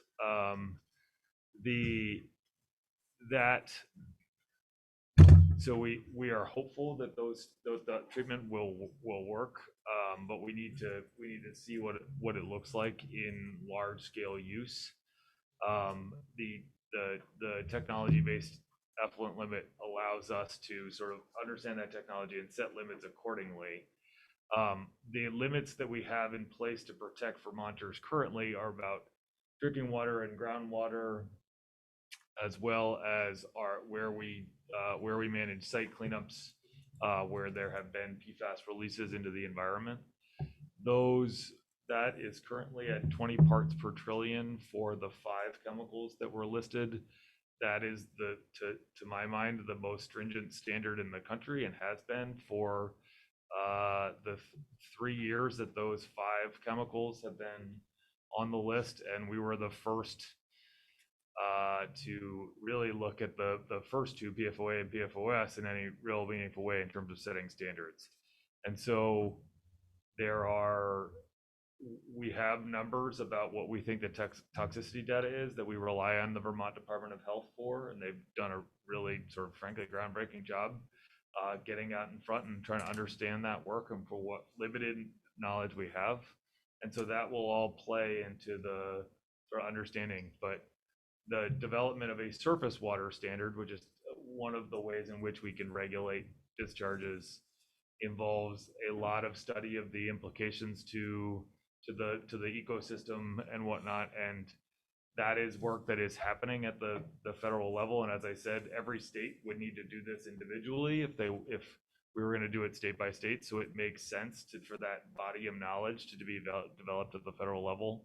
But those are all factors that can play into this process as the state of our knowledge improves over the next few years. Thank you. Obviously, we know that these are compounds that are going to be in the landfills for decades to come, if not more. So as I'm thinking about the public policy concerns here, and people are saying, well, just stop it, just don't take any more here. And so I'm just thinking about the overall consequences of doing that, is it possible to conclude whether the net effect on the entire ecosystem would be better if we said, well, we're just not going to take any more, period, and leave it where it is, which presumably is in a landfill where it's going to be leaking out into the groundwater anyway, I'm guessing. So is there a way to compare a couple of different paths that we might be going on and which has a net more positive value for the environment? I'm not sure it's possible to answer the net positive outcome on most things that are net benefit outcome on most of the things we do as a human society, but I think it would depend on where you were and the transport of that PFAS. We don't know everything about the way it interacts with the environment, and so we don't know where it's going to end up. We've seen it in places, all over the place. We've seen it in soils on the mountaintops of Vermont and the Green Mountain National Forest that have never had any form of development on them.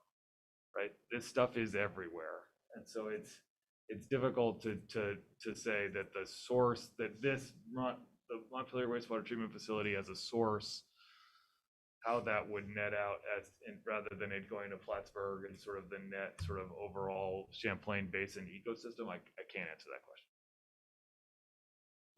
Oh, well. Thank you. It's worth asking. Connor. I think sort of related, like would the Department of Health have like an epidemiologist who says, okay, like you got PFAS, here's sort of the known negative health impacts of it. And is there any pattern that relates to the vicinity of the discharge points? Or for some reason, is that like an impractical way to look at it? So we've done a number of, so there's been a lot of, this is actually nationally where more work has been done in terms of looking at sources of PFAS, exposure to PFAS, and what it's meant for health implications. They are not what we consider sort of longitudinal studies that have said, we're monitoring somebody over time who we've had a known exposure in the national data, but that's improving to some extent. Again, it's relatively new in the sort of scientific world. Obviously, it's been in production since the 40s, I believe, various versions of these chemicals. And so we're all a little bit late to the understanding of what these issues are. In terms of that's part of the civil suit that's happening in Bennington is around exposures and what liability Saint-Gobain as the owner of that facility has in terms of the health impacts of those people with drinking water wells above what a health-based standard is. And that's how we develop that 20 parts per trillion is looking at the health impact, the known toxicity data. And Dr. Sarah Vos at the health department is a state toxicologist. It's her role to sort of run that reference dose, which is sort of what we know an unhealthy amount to be, and to run through various calculations. And I would say that we have the most stringent sort of set of equations in the country in terms of the conditions that we look at to get to our standards, which is why Vermont across the board has some of the lowest standards in the country for most contaminants. Go ahead. But on that, in Bennington, where you found these high levels in the water, people have been consuming it for a long time before it was, oh, you can't drink this anymore. Has there been any apparent data looking at that community of health manifested symptoms? So there's a lot of work being managed. So that's part of, and I'll admit to this sort of challenge as we manage cleanups to the point of getting it cleaned up, but not to the impact of people's health and sort of financial well-being. So there was a lot of interest in us addressing property values and long-term medical monitoring through our settlement with Saint-Gobain. That's not authority we as the Department of Environmental Conservation have. And so that is why that's a separate process that is playing out in the civil courts right now to understand what impacts people have had and frankly to monitor that data going forward so that if the suit settles, let's say, but somebody years from now ends up with a condition that is known to be associated with PFAS, there may be some recourse for them in the future. But there hasn't been any identification yet. And sometimes there's symptoms and then they find the source. So it is typically not something that has an acute impact. Okay. It's more of a long-term exposure impact, and that's why that monitoring over time really matters. Thank you. Other questions? I'd like to get to at least a little bit of discussion about what we want to do. And for that, Lauren, I saw you might want to raise your hand, but I don't want to pick on you if you don't want to say anything yet. I have some thoughts. So last time we talked about, well, actually, first of all, I want to thank everybody who showed up to make comments about this. I think it's been really valuable and helpful to hear from everybody on this topic. I also want to thank you all for being here and taking the time to meet with us. And I appreciate your willingness to encourage people to make these comments as a part of the public comment period. And I also want to thank you for extending the period of public comment, which, as I understand it, goes till November 22nd, 24th? 24th, okay. And, as much as we as the city can be posting that, links or whatever to our social media or as part of the weekly report or whatever, I think that would be useful for folks to have that from our community as accessible as possible. But, in thinking about where we go from here, one of the things that we had talked about last time was collectively coming up with a letter that we would submit for a public comment that had some guidelines or principles. And Lauren, I'll be curious for your thoughts on that. And I just want to frame this to say that we don't actually have to make a decision tonight because we do have another meeting before that deadline. And I certainly still want to hear from folks. One of the things that I just want to put out that there were a couple possibilities that we talked about last time, but a third possibility came up in the meanwhile that I think is at least worth talking about or considering. So one possibility is that we just stop, we're done. And to be fair, even stopping might actually take a little bit of time as we figure out if there's other sources of what do we call it, septage? So other inputs into our system that might be required. Also just considering the financial impact of just stopping and how are we going to make up that gap. It's not hopefully unovercomable. But so that was one option. Another option was, we could set a timeline, we'll keep taking it for another couple of years or whatever the timeline is, 1 year, 3 years, I don't know, and put conditions on that for our purposes. But those were the two things I think we sort of talked about last time. And a third possibility came up, which was that we could stop taking leachate unless these conditions are met, or we would start taking it again after certain conditions were met. And I think that is also worth talking about.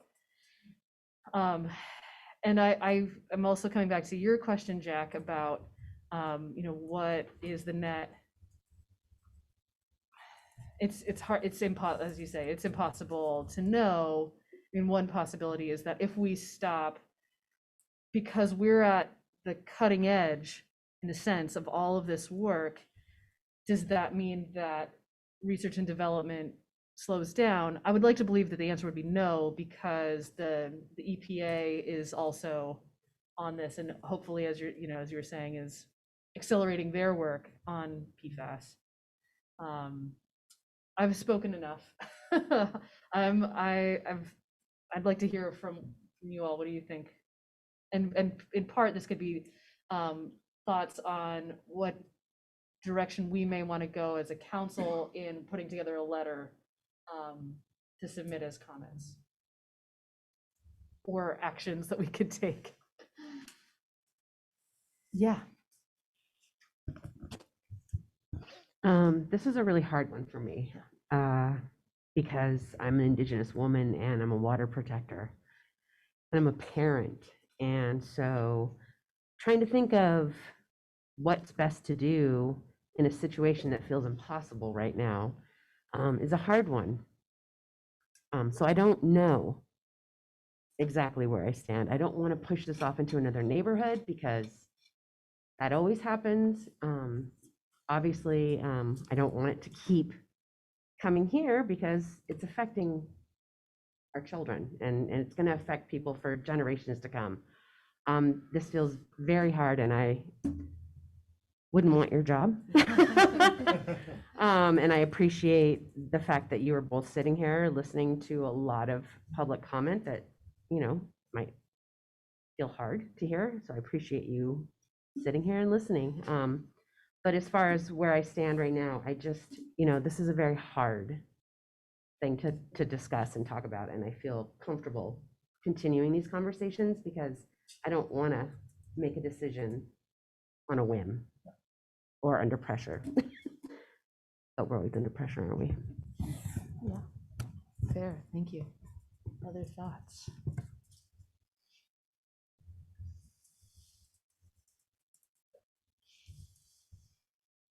Go ahead. Yeah, I mean, I totally agree, and I think we heard it reflected from the agency and from public comments. I mean, as one of the people said, it does feel like we're in a box with no good options. And I mean, I guess where I'm still coming down, similar to what we talked about last time, I mean, I don't like the idea of us just putting this off onto another community if there is opportunity to end up with a better solution for our region.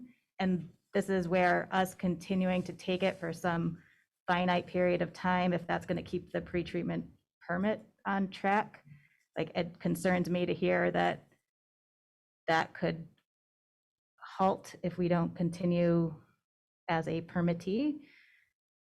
So, to Jack's question of big picture, what path could lead to a better long-term outcome? I mean, I hate to be importing this into our community, but for any period of time. So, I mean, I still, similar to the kind of principles we had talked about last time, I think we should have a plan to eliminate the intake of the PFAS contaminated leachate.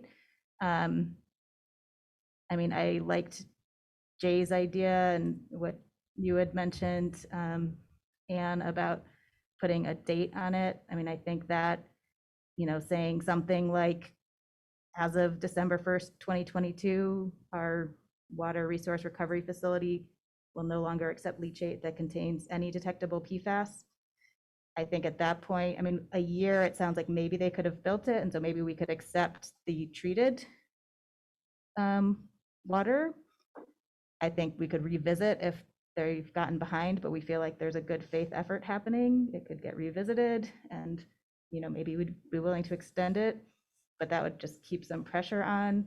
I don't know if that's the right exact proposal, but I think something showing that we're not just going to take it forever, that this really pretreatment needs to happen. It needs to stay on track, it needs to be timely, it needs to be effective. I'd like to keep that pressure on, and I think our role in a permit could push that. So I want I don't know, I'd love people's thoughts on that. I mean, I still think we as a city can put in comments on some of the, making sure, I still do think that A&R's role in, if we're going to stay at the table in driving the process more, I'd rather have A&R in the driver's seat working with Casella to shape it in a way that is going to be feasible for them instead of them just helping. It felt like Casella's in the driver's seat with them guiding. Can we flip that dynamic a little? So I think there should be more oversight of the agency. And I think, increased monitoring and some of the other things we had talked about. So I think those same principles, if we're going to stay at the table, putting in that kind of suite. And then I am interested in, it sounds like we're not really doing it much anyway, but if we can not accept out-of-state leachate, and maybe our lawyers would tell us we can't do that, but if we can, I would like to do that as well. Thoughts? Yeah, Jay.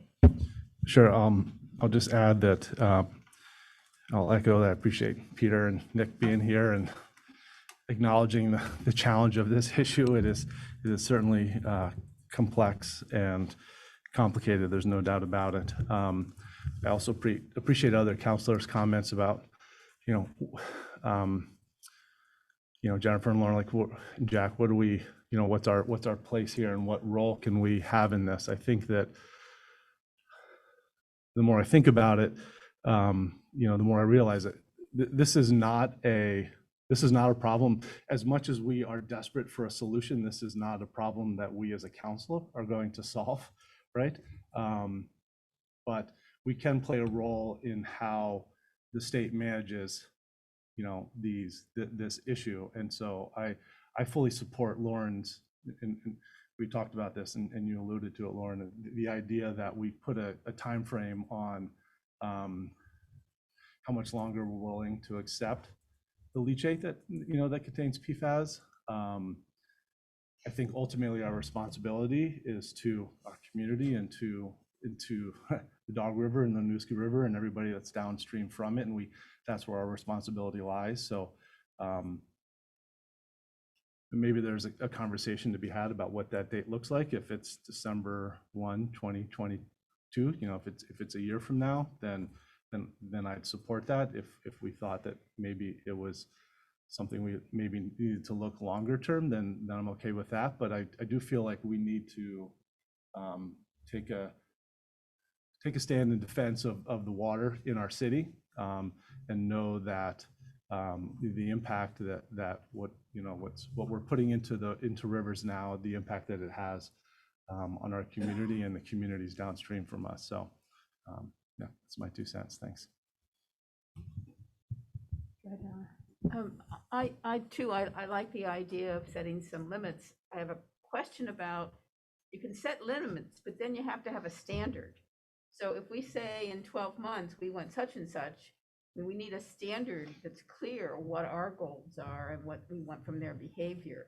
And we could do it as such to say we have intentions of even maybe a long-term relationship if indeed there's this constant improvement of how it's treated.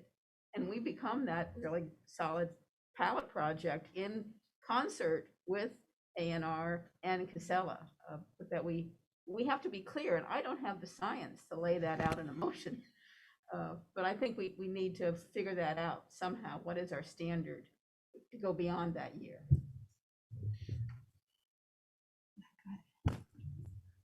I just wanted to thank you for mentioning the other possibilities with putting a timeline on how long we would accept it. But also I really appreciated the fact that you mentioned switching the roles and putting Casella behind what our environmental folks are doing and not having them be in the driver's seat.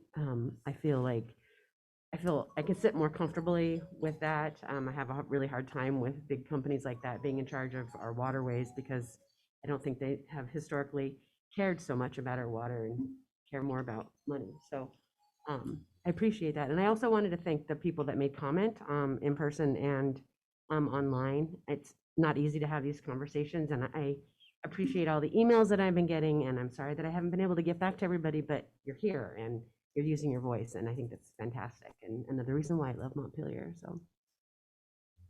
That's all, I'm done. Good.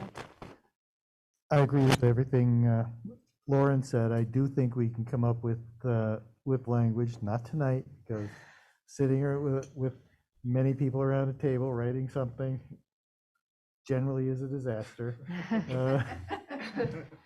But I think I'm hearing enough support for that idea that I think it makes sense to. I think the volunteers were Lauren and Jay and just the two of you last time. That's fine. Thanks for volunteering. And I think I think that's a good way to go. My thinking is that it's hard to picture that 1 year is enough time. If you think permit is issued, they have 4 months to come up with a plan, and then they start working on it, there won't be much information available by a year from now. And 2 years might be a better number. I don't know what you all think about that. But then my thinking was we would come back and have language to say yes or no next time. Something to consider. Yeah. Yeah. Connor, then Donna? Yep, no, that all sounds good. And I think it's two conversations, right? One is responding to the public comment period, and the principles that Lauren drafted out there still seem very relevant, you know? And I think maybe we've added some stuff tonight that we could incorporate into the comments there.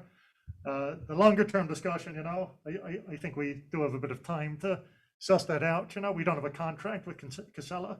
We could say anytime, like, you know, bank's closed, we're not taking any more, right? So we can set a timeline. I mean, I'll be honest with you, it's like, the thing that feels good to do would be that, say we're not taking it anymore, but I think as we hear more information, like what feels good might not be the right thing as far as environmental stewardship, if we're just dumping it back into Lake Champlain and passing the buck to somebody else.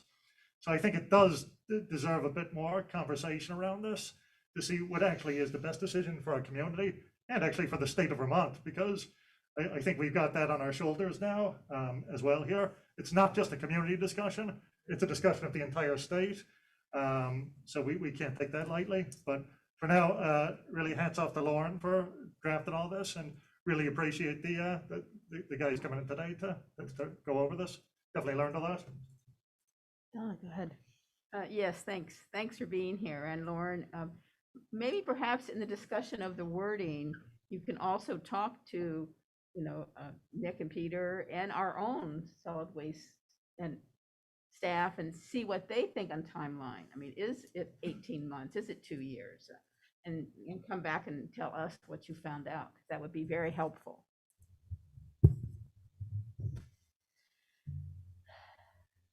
Can I Yeah, go for interject it. quickly, Madam Mayor?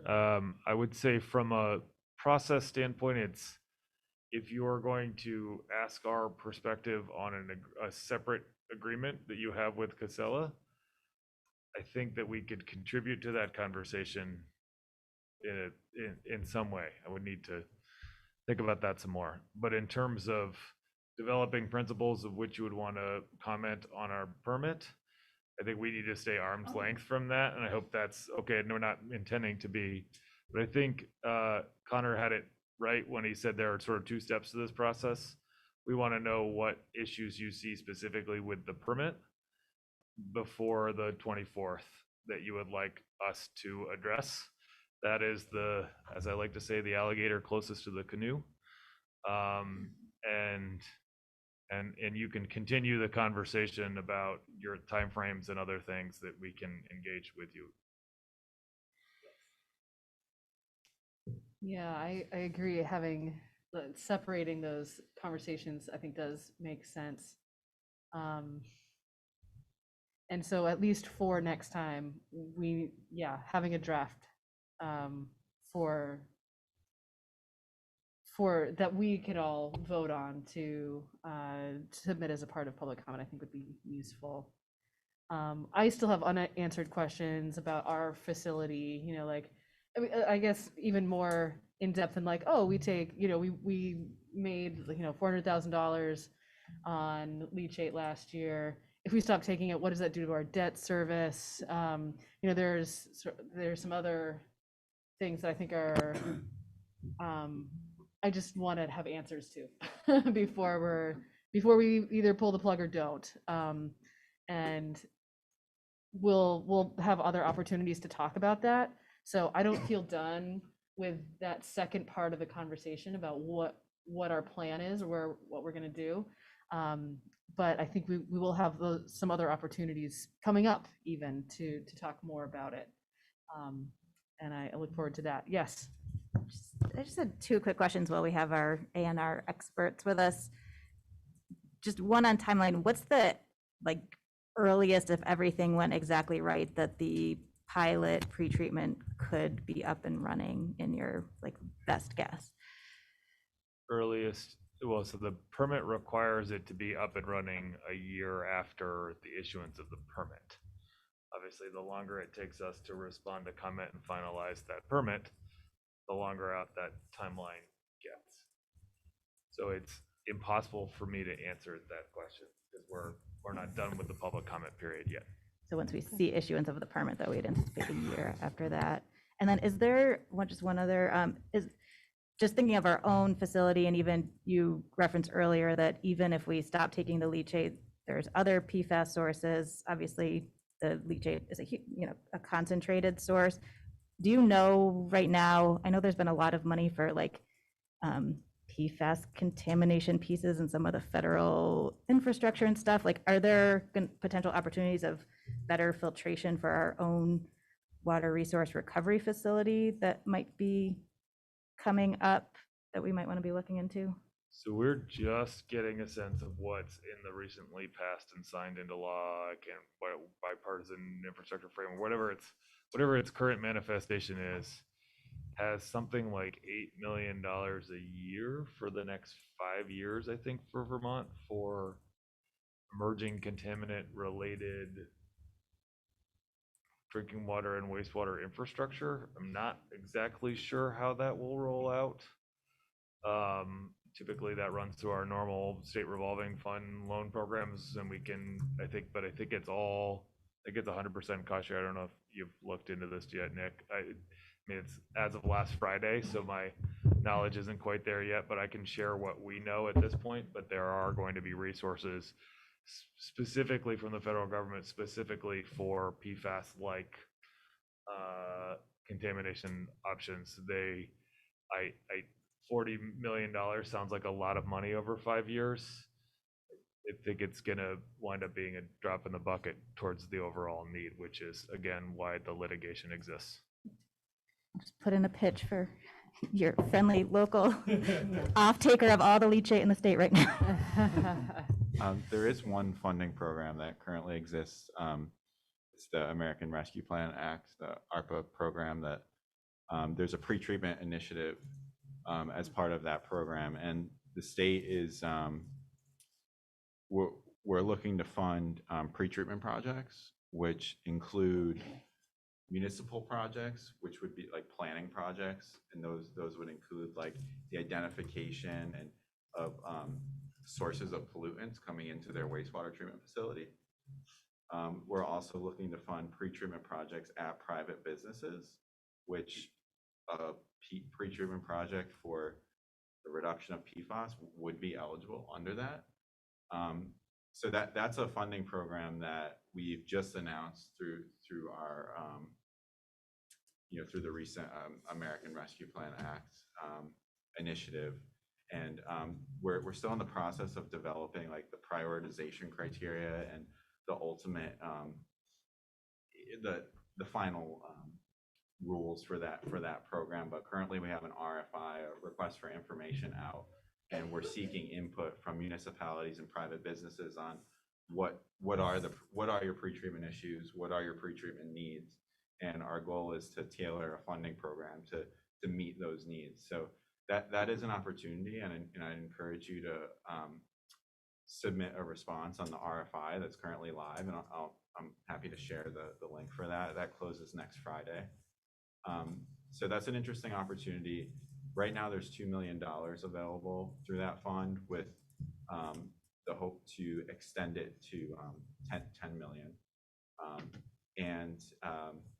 It does require a partnership between the municipality and the private entity, which could be challenging, but that's you know, a potential opportunity. Any other final comments here, team? Oh, so we're not taking any other public comment at the time? It's a process. Can you, because of the folks that came and spoke tonight, direct staff to take the transcript from the YouTube and file it in that process before the 24th?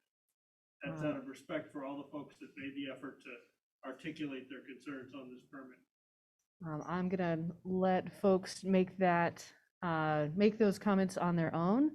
And I appreciate that you'll have heard it. But yes.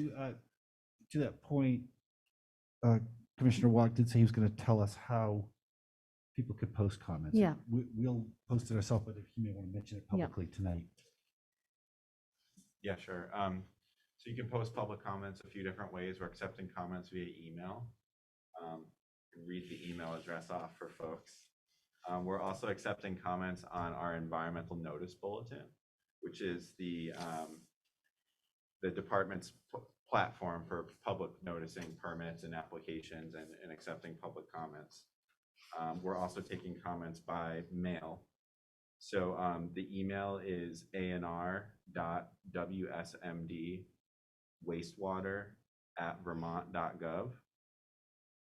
And like I said, there's also the E&B website. Want to say that one again? Yep. Yeah. Please. Yeah, thank you. Would it help if I gave? Are you going to be posting this in your minutes? Yeah, but just for the folks who are listening, that might be like me trying to write it down quickly. Yep. So the email address is anr.wsmdwastewater@vermont.gov is the email address that we're accepting public comments. That the period is open until close of business on November 24th. We're also accepting written comments. The address is the Agency of Natural Resources, Department of Environmental Conservation, Watershed Management Division, 1 National Life Drive, Davis 3, Montpelier, Vermont, 05620. And like I said, the environmental notice bulletin is also there to accept, where you can post comments. And it's also on the wastewater program's website. There's a link with the draft permit and a portal to submit comments. Thank you very much. And I just want to point out, Stephen, that was not a point of order, and it was a public comment, so please be respectful of other people's, of our time. If we're going to have public comment, we'll have public comment. And if you're going to raise a point of order, it needs to be that, not a request of council to have a motion. That's not appropriate. Okay. It is 8:30 now. Oh, it's 8:40. We are going to take a break, and so we will be back at 8:50. All right. So, just quickly, I understand correctly, we were putting this on next week's agenda. The draft. Yes, that is I accurate. thought that was right. but I Okay. wanted to be sure. Thank you very much.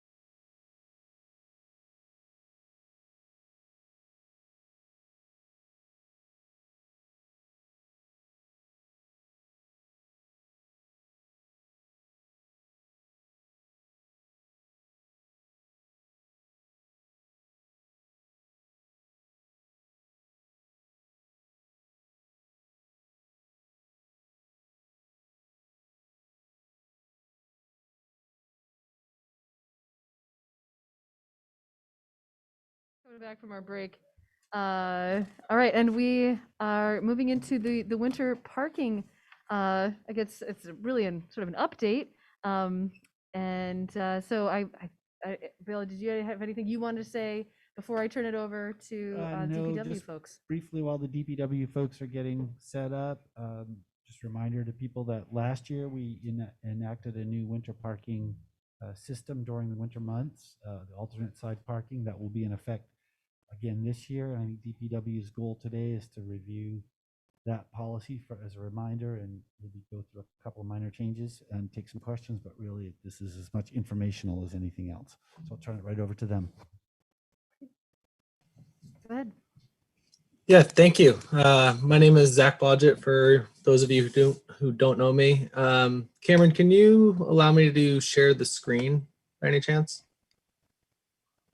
She's on it.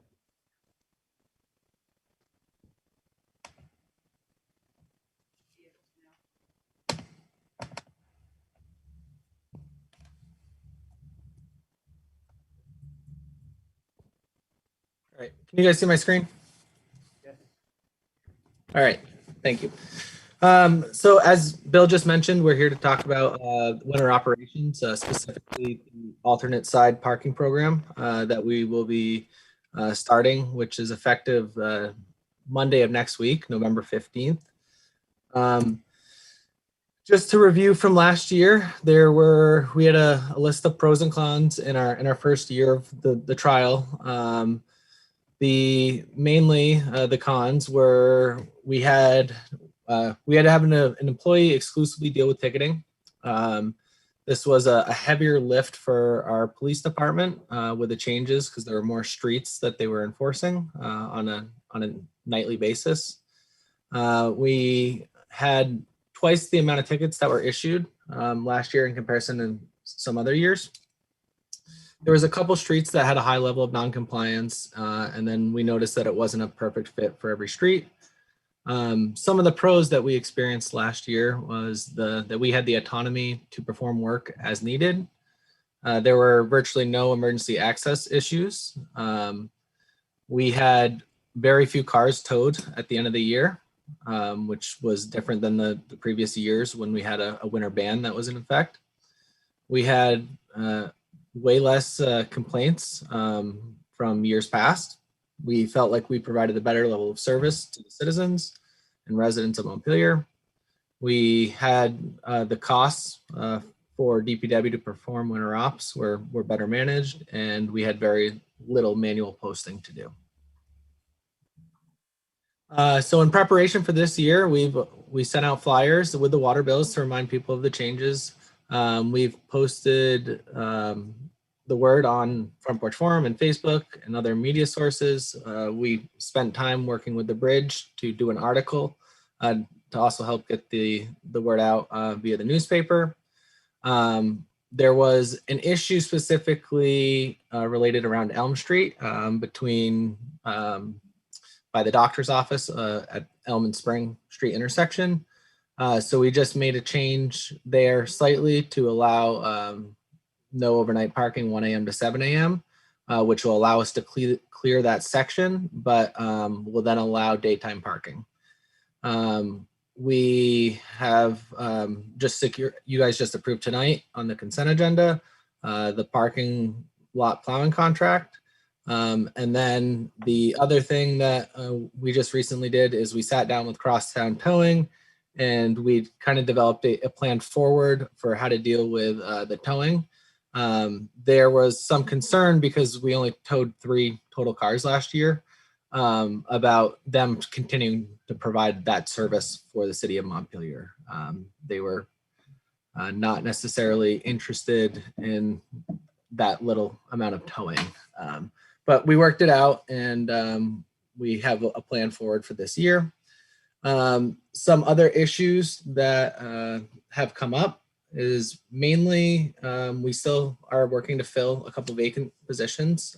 We've made some good progress on that. And then really the other big issue is, which we're trying to get the word out to the public, and we included it in the flyer, is for people to not place their trash receptacles in the middle of the sidewalk.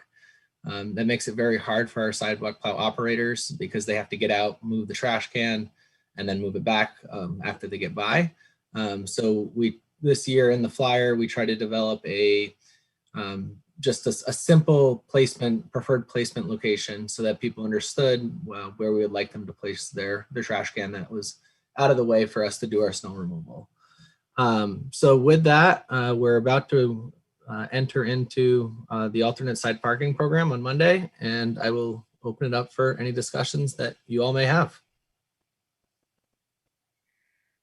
Great. Any questions for Zach? Comments? Okay. I was glad to see that it sounds, one of the questions I had coming into this was, what was the plan for Elm Street in that problematic area? And it sounds like that's been addressed. That's great. I was also really glad to see that there were fewer total towings that happened as a result of this plan. That was pretty encouraging to me for this. Any other thoughts or comments? Okay. Yeah, go ahead, Donna. I just want to thank you for the data you presented. That was very helpful. That's why we don't have questions. You answered them all. Yeah, yeah, totally true. Public comment. Oh, no, Jay, go ahead. Zach, I'm curious if you all have a plan. My sense is that if you have a plan to sort of ease into the enforcement of this, my fear is that, we've had a fair amount of warm days, including today. I know the street signs are up, and that's great to remind people, and I know you've done some outreach, but honestly, I haven't seen too much of it online, so I don't know how extensive it's been, like Front Porch Forum and social media. I'd hate to be in a place where we just start ticketing on Monday and people are like, it's 50 degrees out, what's going on? So I know, like we did last year where we put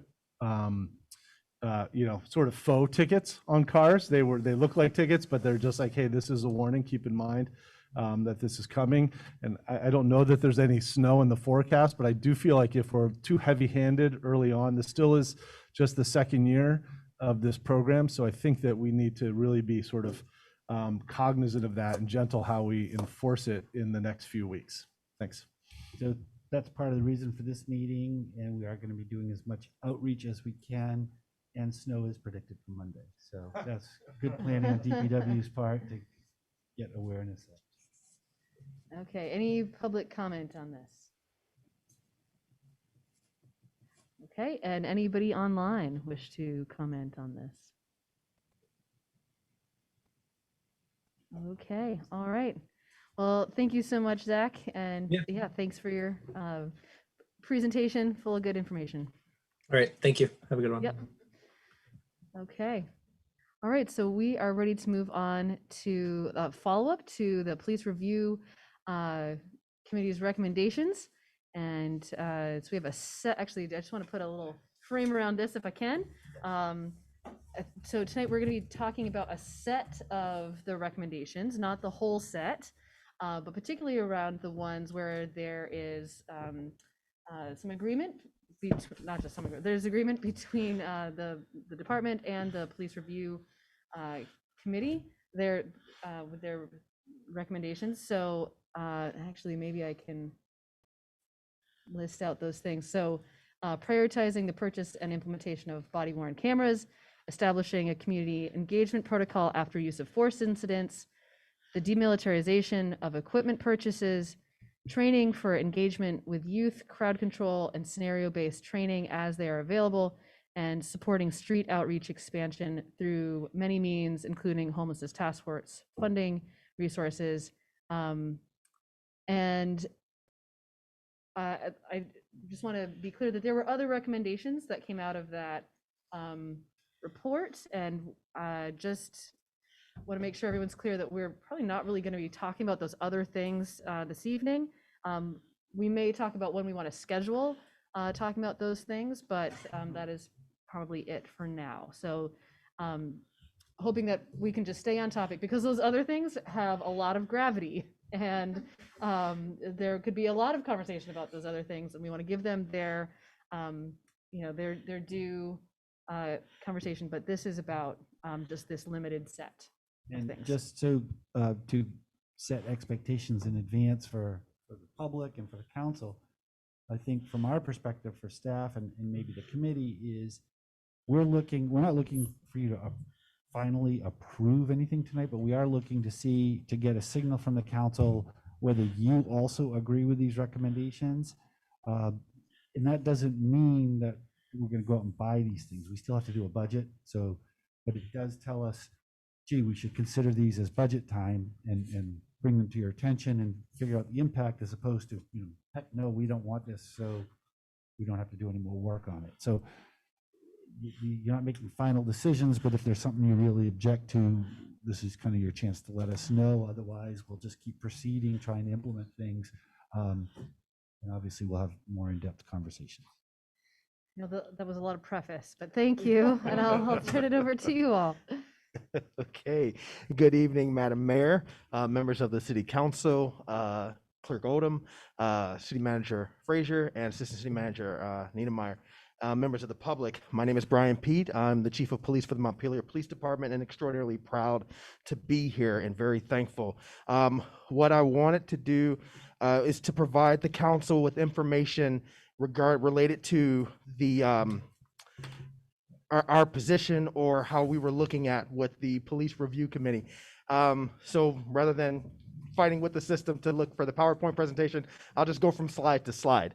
With me is Dan Tao. He is part of the Police Review Committee. Dan's a huge advocate for mental health, a huge advocate for peers. He and I see a lot alike in regards to like crisis intervention training and response. And also on this call is Alex Popoff, who is the founder of Visual Labs, who is my preferred vendor for body-worn camera system. And Alex is there's 5 slides here just to give a general overview and to give some information regarding body-worn cameras and how that system works.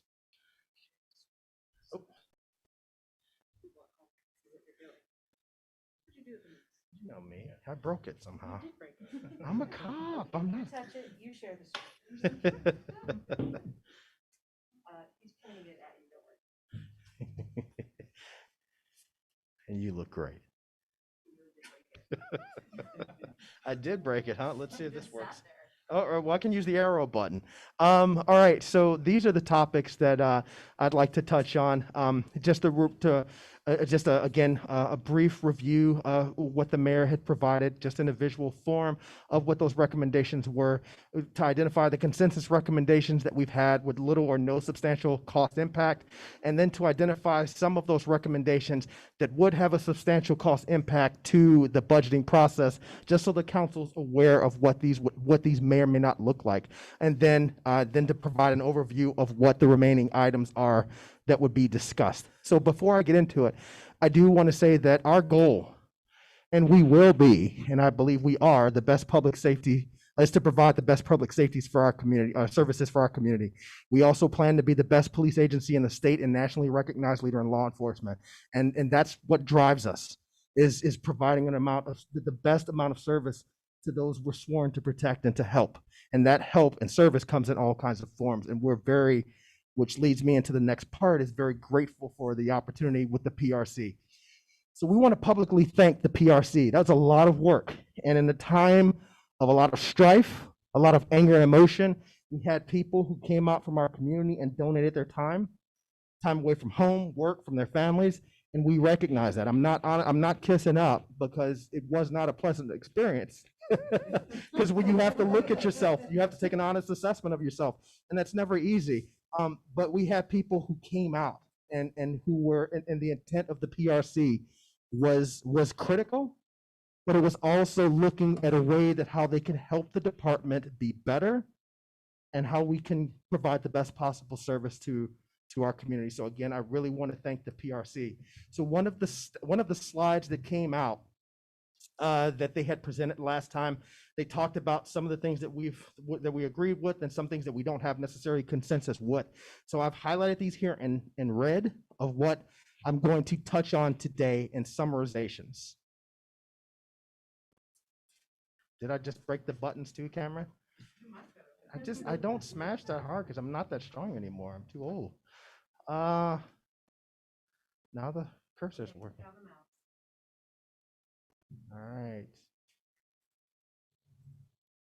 Okay, so the first topic that I'd like to just briefly touch on is just the community engagement protocol after use of force incidences. So we would just need guidance, and again, like tonight is not for that. It's just something for the council to kind of keep in the back of your pockets of what kind of guidance for the city regarding our role and the development of any community meetings or outreach processes or protocols if, you know, and God forbid that we have to have use of force incidences that involve serious bodily injuries going forward, or OISs, which are officer involved shootings. So in addition to myself, Deputy Chief Nordenson, who is also here, we're working to assign our new community, actually it should be community relations officer, that's my bad. Our new CRO is a dedicated public information officer, or PIO. And then also to identify a dispatcher to also serve in that role. And the reason for that is we want to provide maximum information with minimal delay to the public as to what's going on. We don't want the narrative to get out of control. We want to provide the facts of what's going on and then move forward from there. So any processes that have to go, that have to be done are done correctly. Just to also let folks know that the state use of force policy highlights that there are new procedures regarding OISs, or which again are officer involved shootings or serious bodily harm investigations. And those new procedures reduce the city and the police department's involvement in the investigative process. So it will go to 9 times out of 10, the Vermont State Police, and the Vermont State Police will control all of the information, such as any video footage, records, everything goes to the Vermont State Police. We would do an administrative investigation to look at our policies and procedures, while the VSP will conduct a criminal investigation into the incident. And then while they're controlling that incident, they have control of the records, they have control of all the materials. So any release of video footages or anything is preferred to be approved by them before it goes out.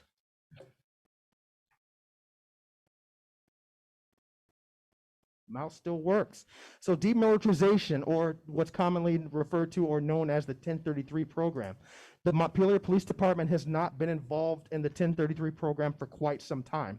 We can easily develop a notification and approval process through the city, through Bill and Cameron's office, and with the council if need be, but we would primarily prefer that if we do continue to go through or dip back into the 1033 program, that the council gives us direction as to which items that they would rather us concentrate on getting and which they won't, and which ones they won't. So as a note, there is a lot of regulation and accountability built into the 1033 program. They have an annual inventory process, program compliance reviews, and a state coordinator reviews, and it goes through one representative from the state. So any requests go through one person that goes funneled up to the federal government to see which items that we can get. Most agencies look for non-controlled items such as office equipment, vehicles, and body armor. One example to give you is that it's a very cost-effective way of what the PRC has pointed out. And again, they've looked at it from every other angle, that when we're on a tight budget, we can look for these types of things. But the state also has a program that we can get office equipment from as well. So why not just use that resource rather than pushing through the logistics of this program? But just to give you another idea, so like the incidents that happened on January 17th or the 20th, the body worn or the level 4 body armor that officers had while they were outside at the Capitol is expired. Helmets and the level 4 body armor to stop rifle places, it's expired. So that's like an example of something that we can get if it's available through the 1033 program that we can use that's going to be cost effective for us, because my estimates are it's going to run roughly $35,000 to get this equipment for all the officers within our department. More information on the body worn or the 1033 program can be found at that below website.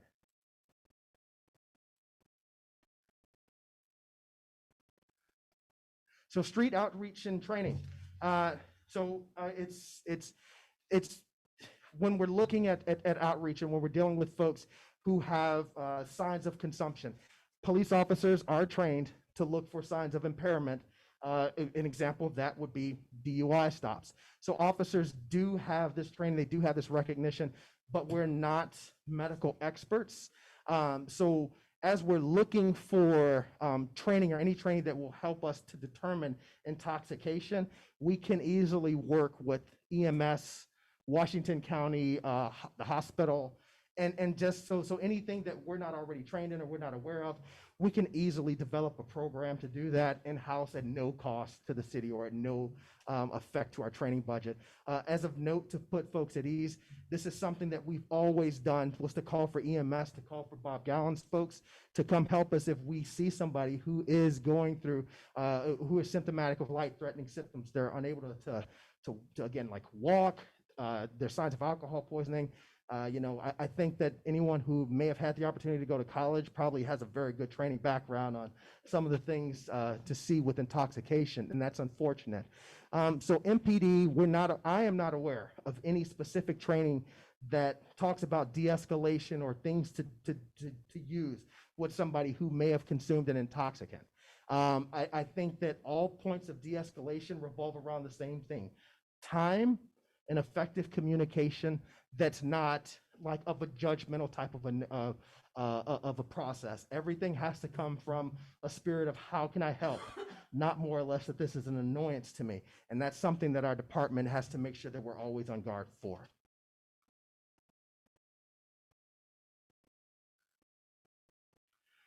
Training youth and adolescent behavior. So the Academy does provide some level of information to officers in level 2 and level 3 training that I recall in some of the certification courses that I've been through.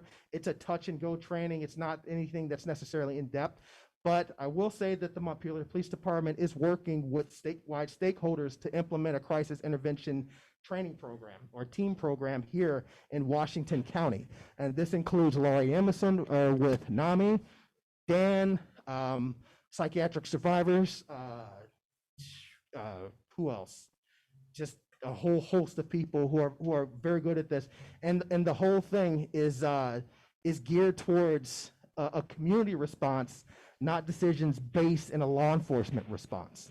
So with the CIT program, that brings training, and part of that training in that curriculum talks about the adolescent brain. It talks about the development of the adolescent brain and the development of brains and how they affect behavioral disorders and everything else to that effect. So that's coming. So there's not going to necessarily be a cost associated with this, but we also would recommend sending Corporal Philbrick, who is our community relations officer, to NASRO, which is the National Association of School Resource Officers. They have already long developed a benchmark plan regarding how to deal with youth and the adolescent brain and development and personalities that relate to it. So we could send Mike up there. He can get the specific training for NASRO, for the school resource officer, and then they have another class that's especially devoted to adolescence and development.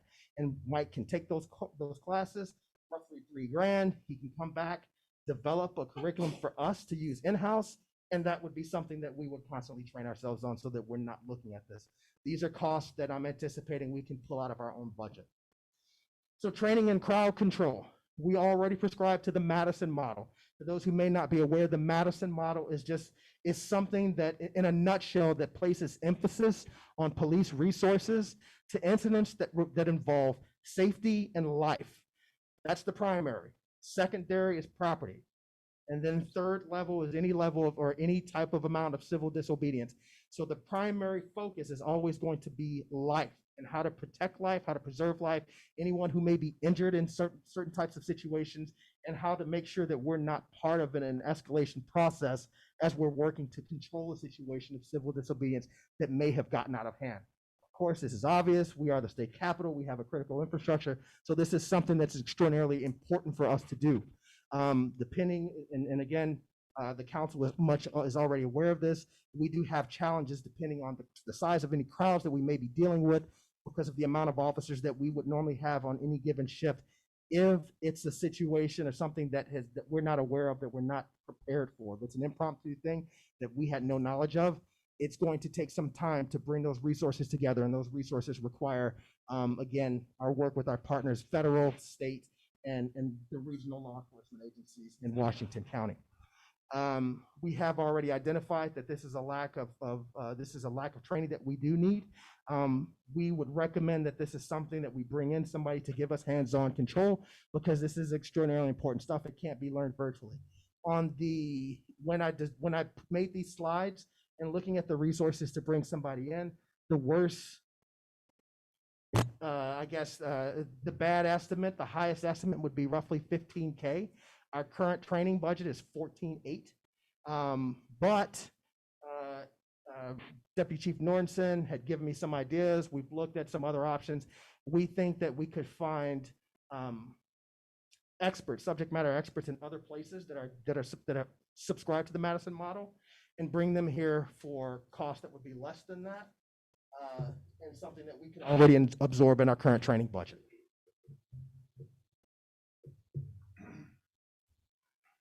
So scenario-based training. And I apologize for the font on this when I tried to keep the slides at a minimum.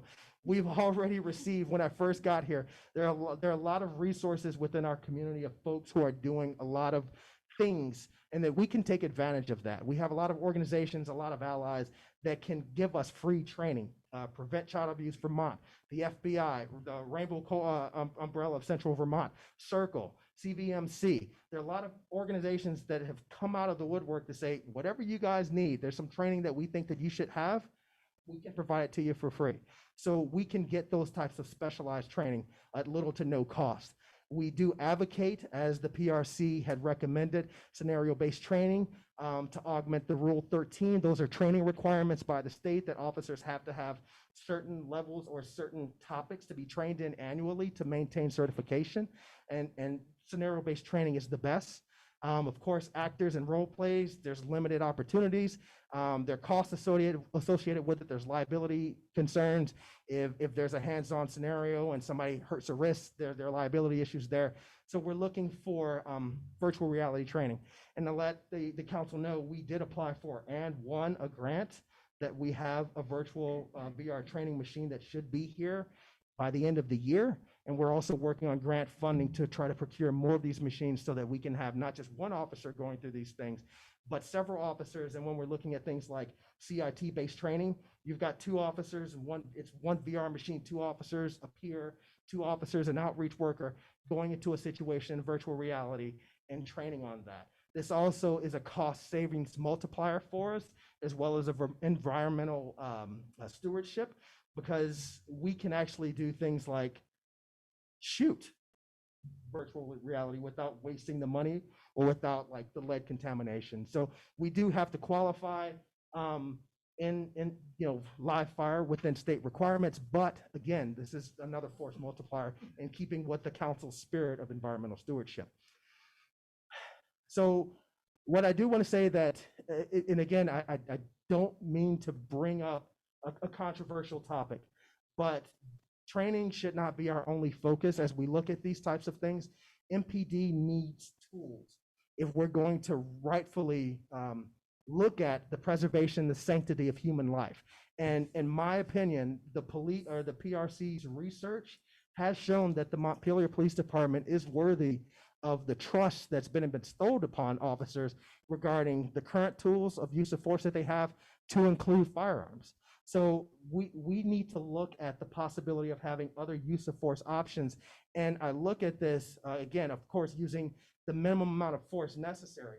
And what pushes me on that is that Canton v. Ohio, that lawsuit talks about the liability that officers, that municipalities can, if they can force, summarizing it, if we can foreseeably see that this is something our staff needs to be trained in, we can be liable if we don't train our folks in, or we don't provide our folks the tools they need to find themselves out of certain situations. And then to also let folks know that there was another case that just came out within the the 11th Circuit Court of Appeals, which their jurisdiction, their area is Florida, Alabama, and Georgia. And they recently found that an officer who had used deadly force against somebody who was suicidal was not granted qualified immunity for those protections. And that's in Alabama, Georgia, and Florida. And the stress was, so just a quick summarization of that, you had it was a call for assistance. There was a woman who was suicidal. Husband came downstairs, told the responding sheriff what was going on. The woman, the sheriff went up to engage. She had pulled out a knife. She continually kept coming at the officer. The officer kept trying to back up. And then ultimately the officer did shoot that woman. And the emphasis was on what other, did you retreat? Did you transition to other use of force options? You had a taser. Why did you not use the taser? Why did you not use your OC spray or your baton? So those are things, these are the type of conversations that we might have to look at in the future. And again, I'm not asking for the council to even talk about that tonight. So I would advocate consideration for an increase in our training budget, specifically looking at how much it would cost us to send folks to training, those types of increase. Note and up there with those slides, it talks about what our current training budgets are, and it gives example of how much some of these trainings are to send our folks to these trainings so that they're more professional and more proficient, and they can bring that level of experience back to the department to give to other officers in a more cost-effective way. So again, that is my tirade on training and scenario base. So on mental health professional funding, I am going to say that on this one, I did not do too much due diligence on this one. I reached out to the Washington County Mental Health Services. We've looked at what that cost estimate would be. That's $125K, 82 for a full-time, 41 for a part-time. While Washington County Mental Health Services, now we had a discussion and we thought that we might get more bang for the buck regarding for a professional mental health worker, somebody who is trained and educated in counseling. But what we should have done was bring in more people to the table before. So I for this slide, I would primarily, my goal, takeaway point, and I'm going to turn over to Dan, would just be to allow us more time to talk to other people in this space, in this area, to come up with an idea or solution or a recommendation of what this type of funding would go for if the council decided to give it. And so I'll just give it to Dan. Thank you, Chief Pete. Would it be okay to turn the lights on? Oh, thank you. First of all, I want to thank the leaders in this room for taking the proactive step of forming the Montpelier Police Review Committee, which I am very confident is going to help move the city closer and closer to a progressive, person-centered approach to public safety. Secondly, this is my first city council meeting in a long time, and kudos to you in the Zoom world for all the time and effort you folks put in. Next ballot should look about an increase in your compensation. And finally, Chief Pete's been an absolute delight to work with during the time on the Police Review Committee. He's really been a breath of fresh air. So we are very fortunate to have Chief Pete as the leader of our public safety here in the city. I am Dan Toll. I'm a Montpelier resident and the president of a mental health and law enforcement management advisory firm, and of course a member of the Montpelier Police Review Committee. I've come here to help clarify the intent of this particular recommendation, which is all about mental health funding for crisis response. Before I get into my issues, I would like to address my background and credentials in mental health. This mask doesn't want to seem to stay up. What? Okay. All right. Please don't yell at me. First of all, I'm a mental health advocate, and with my team, our goal is to promote transformative social change in mental health and in the disability arena. I am a psychiatric survivor. I have a major mood condition that I've dealt with for many decades. As Chief Pete mentioned, I work for the National Alliance of Mental Illness, also for the mental health agency Pathways Vermont as a support line operator. And I volunteer as well on a number of different committees at the statewide level, the AHS Mental Health Integration Council, which is co-chaired by Dr. Levine. In addition, I sit on several committees at the Department of Mental Health, including the Adult State Program Standing Committee, the Substance Abuse Mental Health Services Agency, which is the federal arm of AHS for substance abuse mental health, and I'm on the Block Grant Planning Council. And basically, for all of those volunteer and work commitments, I try to be the voice of people who have mental health conditions. And I don't like the word disabled. I'd rather say otherly abled. And with that, I'd like to address this particular slide. The intent of this particular recommendation was to add a third leg to the crisis response stool, which is comprised of law enforcement, social work, and peer support. The goal was to add one full-time peer support worker and add a half of a social worker to the existing social work we have right now, who splits her time between half her time with Barry and half her time with us. So we end up with one social worker, one peer support worker, all working together with Chief Pete's wonderful team of law enforcement professionals here in the city. This particular set of recommendations, as Chief Pete indicate, it's a work in progress, and we're having a dialogue around the fact that really we need our recommendation is that we take, or I should say my recommendation, I need to own this, that we take a step back, as Chief said, and for Washington County Mental Health, the police department, and the peer support leadership, in the state, in particular locally, it's another way, for those of you who are familiar, and look at the optimal way to allocate this 1.5 FTE personnel between social work and peer support crisis workers.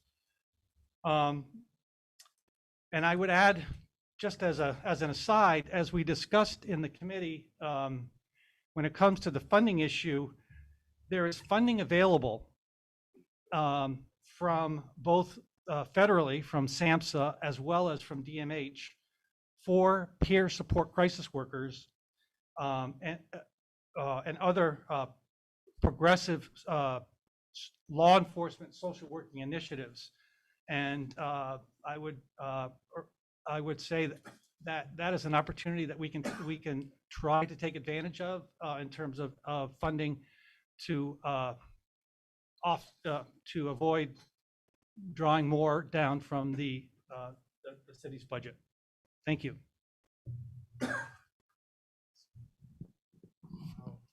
Continue on it again. Just again, for that record, I am also a huge proponent of peer advocacy.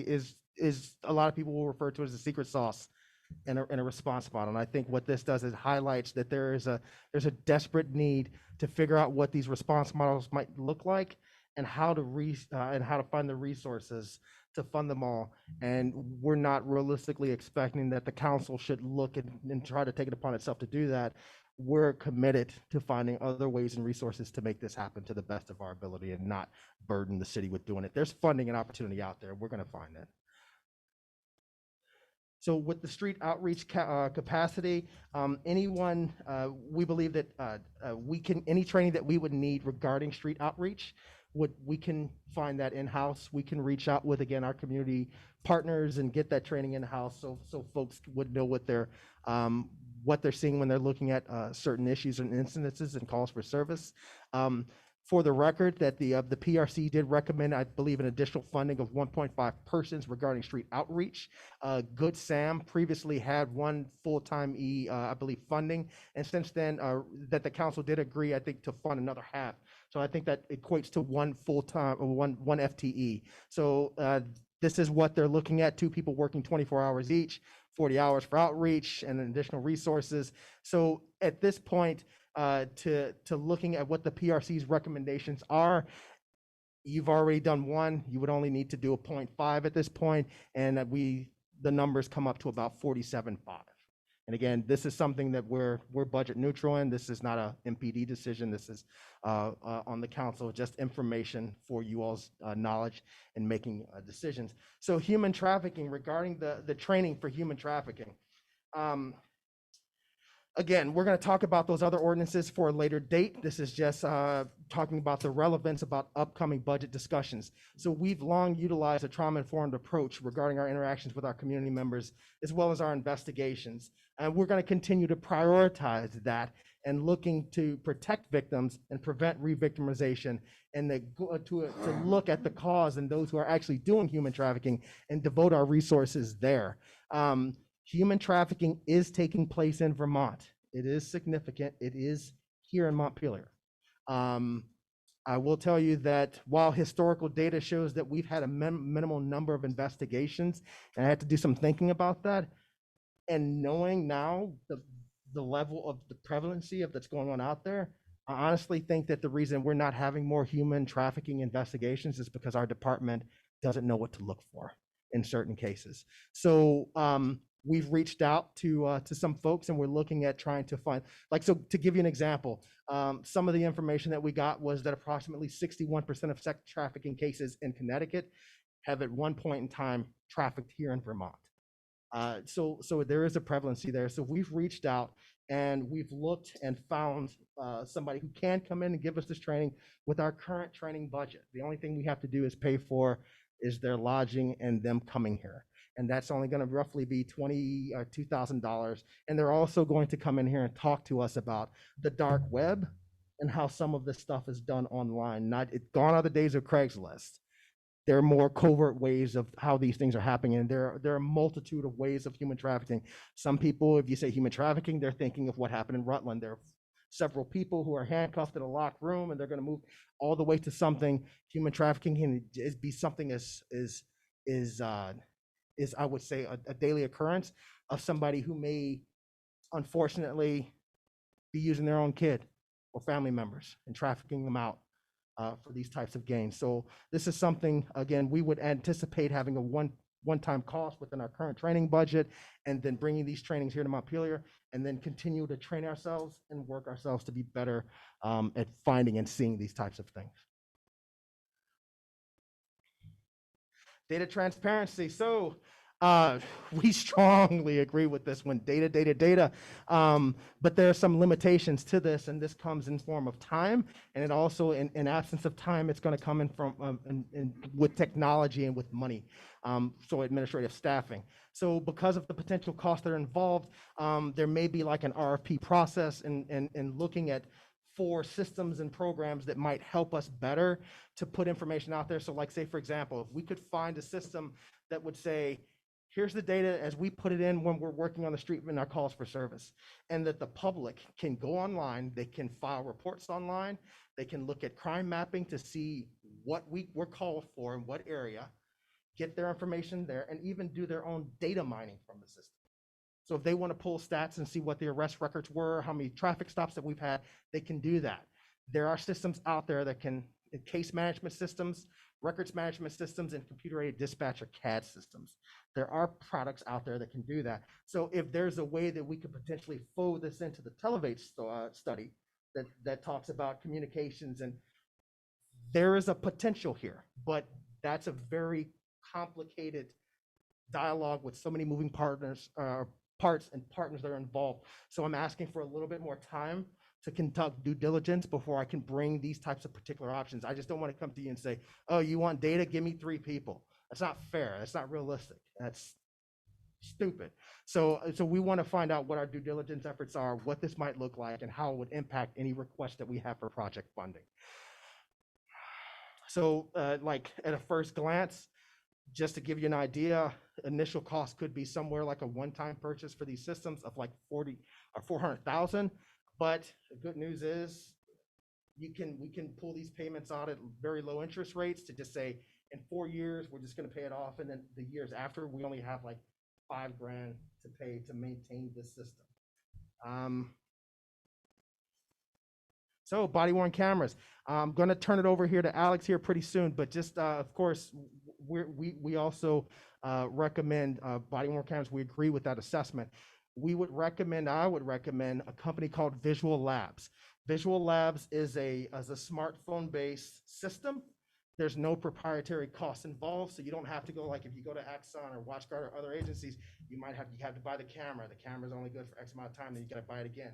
You gotta get docking stations for uploads. You gotta do all kinds of different things. With Visual Labs, I can get these phones for 99 cents. And then I can get the app installed on here, and I can do everything that a body-worn camera does, but I also have the flexibility of where technology is moving. Like, say, for example, technology is moving away from having in-car computers to just a docking station for your phone. You slide your phone in, and then you type and you work off that. So there's so many other apps that we have, or so many other programs that we're working with and trying to upgrade to, that would also work with smartphones. So pros are with Visual Labs is that the costs are extraordinarily lower than competitors, requires minimal hardware, and purchasing of recurring proprietary purchases. There's already a statewide body-worn camera policy that exists, so it's not something that we would have to develop and then go through the entire due diligence process. It's already there, and we would have to follow that based on certification and based on like the state law. So again, these types of phones will allow us for backup. So if we're in an area where our radios don't work, we can pop on a push-to-talk app and work from there. And again, it's more adaptable to emergency technology. The cons are that it would require a perpetuity additional funding in the budget, which would be around $35,000 each year. Half of it would go towards the service costs of having the data plan for the phones, and the other half would be for the subscription service. So Alex, are you still there, sir?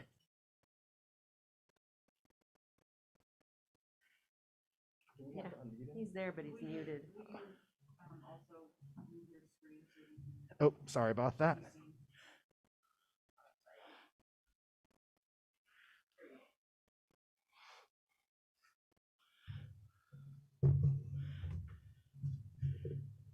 Okay, there we go.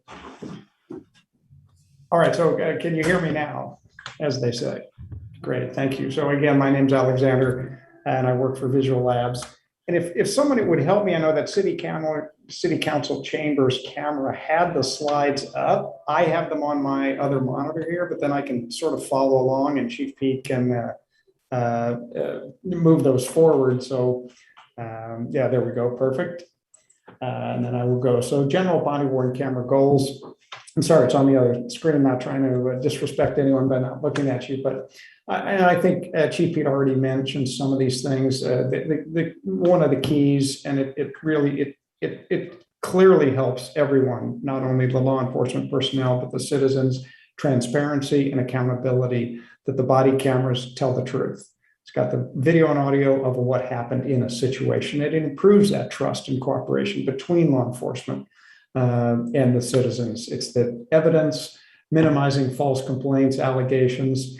And I think one of the keys here that people don't necessarily focus on is reduction of liability. It is almost equivalent to an insurance policy where, yes, as Chief Pete said, might cost, roughly $35,000 a year. That could easily, in one instant, save $1 million of liability. And I'll give you one example. Federal Heights, Colorado. It's in the Metro Denver area. They had a different vendor for body cameras. They switched to ours. And because of some of the location analytics, they were able to prove that their officer did not violate their pursuit policy. And because they're in Metro Denver, an urban area, they have a no pursuit policy over 50 miles an hour unless it's life-threatening. And an officer got into a stolen vehicle pursuit, speeds very quickly, hit 50, and the officer pulled off and ceased the pursuit. And tragically, that stolen vehicle about a mile ahead struck and killed a pedestrian. And the pedestrian's family's lawyer came in to sue the city, claiming that the officer had caused the death of that individual. And the chief said, absolutely not. We can prove it with our analytics, show the speeds that were taken by that officer. And when speeds hit 50, they could see him turning back into the station through all the geographic mapping that we have that's just inherent in the system. Again, we're using smartphones, So we're getting GPS out of that. I'm happy to go into more details into that or that. But again, more than just recording a conversation, but a lot deeper than that. And then obviously the officer safety and training, that goes part of that. So if you slip one more slide up now. Perfect. Equipment consolidation, as Chief Feet mentioned, we're using a smartphone. And we like to say BWC does not mean body worn camera, but instead means body worn computer, because we're taking a very powerful electronic device and replacing everything you see on the left side of the screen, body camera and a docking station and a digital camera and an audio recorder, personnel locator. All that can be combined into a single device, a smartphone. And what you see here, these geofences that I was sort of mentioning, all the location analytics that go with that, and the live streaming capability, which would potentially save not only just an officer's, but citizen lives, where if someone with the right permission can turn on a body-worn camera remotely and get a live video and audio feed. In theory, Chief Pete sitting here in the council chambers or sitting there in the council chambers, if he heard one of his officers was involved in a shooting, he could turn on that camera and watch it remotely from where he was, assuming, obviously he would have those permissions. So using a smart device and a software, I should probably step back just momentarily and say, Visual Labs, we're a software company, not a hardware company. All our body camera company competitors are hardware companies. They all make proprietary hardware. We have developed an application, an app that goes on the smartphone in conjunction with the back-end evidence management website. And so we're purely software-based and can therefore, make things much more customizable for agencies. We've been doing this for coming up on 8 years now. In January, we've got hundreds of agencies all around the country. So this is a very well-proven system. Anyway, next slide. Camera positioning options. This is often a question we get. Well, we've got our citizens there, videoing us holding a smartphone in their hand. That's not going to work for us as police officers, and of course not. The camera is mounted just like any other system, any other body camera system, either in the chest, potentially even as low as the belt, because with a wide angle lens on many smartphones. And then the officer controls when that camera can start and stop, just like any other system. And then policies would dictate when they should turn it on, when they should turn it off, when that is allowed or disallowed, things like that. Next slide. The redaction, which is built into our system. We have that integrated into the system, where if you have to release videos to the public, both the audio can be redacted or distorted and faces can be blurred out, as you see here. There was unfortunately a very tragic incident took place just outside of Atlanta with one of our customers, and they issued a piece of the body-worn camera footage and blocked out some of the innocent people in that footage, and they used that footage to track down a very violent suspect. But anyway, that's all included and built in to our system. Next one is the real-time officer safety feature, and that's where we get this positional awareness, again, with the GPS that's coming from the smartphones, which is both from the satellites and cellular triangulation, that the chief or someone on, at the command staff in dispatch could see exactly where all the officers are at any point in time. And so they would know how to send help or where to send help exactly if there were any kind of critical situations. The remote activation capability I already mentioned. One of our customers is the state of Georgia, their Department of Natural Resources. And during the protests in Atlanta a summer ago, they pulled most of their game wardens off the parks and the lakes, sent them to downtown Atlanta on their ATVs, and they were patrolling, kept things very well under control in downtown Atlanta during the protests, but they were live streaming from several dozen of our smartphone body camera systems to a master control center with the governor and the FBI and other law enforcement agencies. So it can help control situations by knowing what's going on. It's that real-time situational awareness. The remote activation, again, with this live stream availability, so knowing where people are and what's happening on the ground, leveraging the connectivity of the smartphone. Simultaneous playback, this is just something we'd like to see. It's just interesting to show the evolution of technology. It's not necessarily just one picture from one camera, because you often have multiple officers on the scene. And on this, you show 4 different viewpoints from 4 different officers. Those videos can actually be all played simultaneously. And if you look at the next slide there, it actually shows those videos. So you've got 4 officers, A, B, C, and D at the scene, and you can actually see this is a still from each of the 4 officers' body cameras, because no matter what system you have, one individual camera might not capture the totality of, the situation that was, being presented in itself. And that's really it. I've got the next slide is for questions and answer. Either anyone there. I will say that the Chief Pete and his officers tested the system. It was about a year ago now. Went through very extensive testing with our system.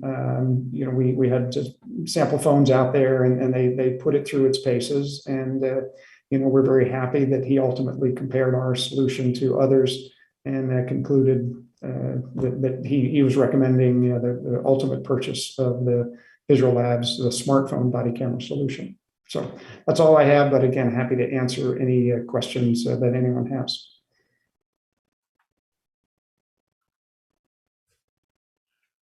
All right, Alex, thank you very much, sir. I'm sorry, are there any questions related to the body-worn camera system? No, I would just like to say, I really appreciate getting these slides ahead, because I've been very dubious about body cameras, and slides really showed me how much these improved my issues with them. So thank you. Yeah, it's the technology has improved, far beyond a typical kind of GoPro type camera, and we're leveraging that technology. We're based in Silicon Valley, kind of the heart of the software technology, and got a lot of very smart software engineers that they live for innovation and technology, and we just keep advancing the system more and more, as the technology improves and allows both hardware and software to provide a better system for law enforcement agencies.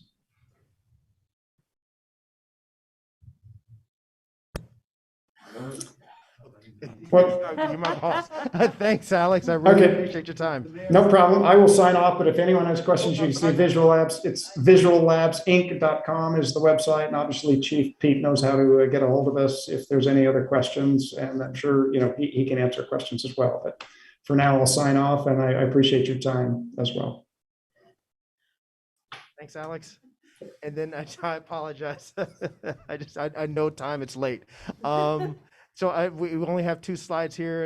In closing, the slides are, this just, and again, I apologize for the size of it, but this just breaks it down visually what the financial impact that we're anticipating would be related in relation to the PRC recommendations. And again, I do want to emphasize that this one right here, the $15K one-time training cost, probably eliminate that.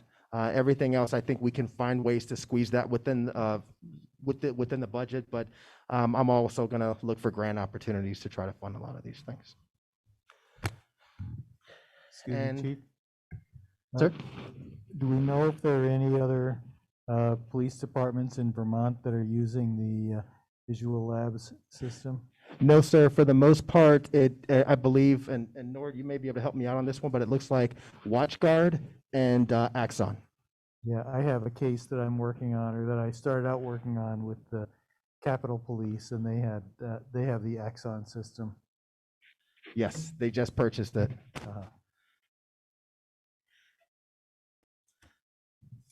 Yes, sir. Chief, do you mind just maybe talking about the public records aspect of this a bit? I always remember Chief Faco saying the storage component of it would be the most costly, and not just storing it, sort of the staff time associated with responding to massive requests. So Like, how long would you have to hold on to the data? You know, what sort of stuff could you expect in that regard? So looking at the, so technology has changed since then. And so looking at that, and I apologize, this was something that was on my list to talk to you about.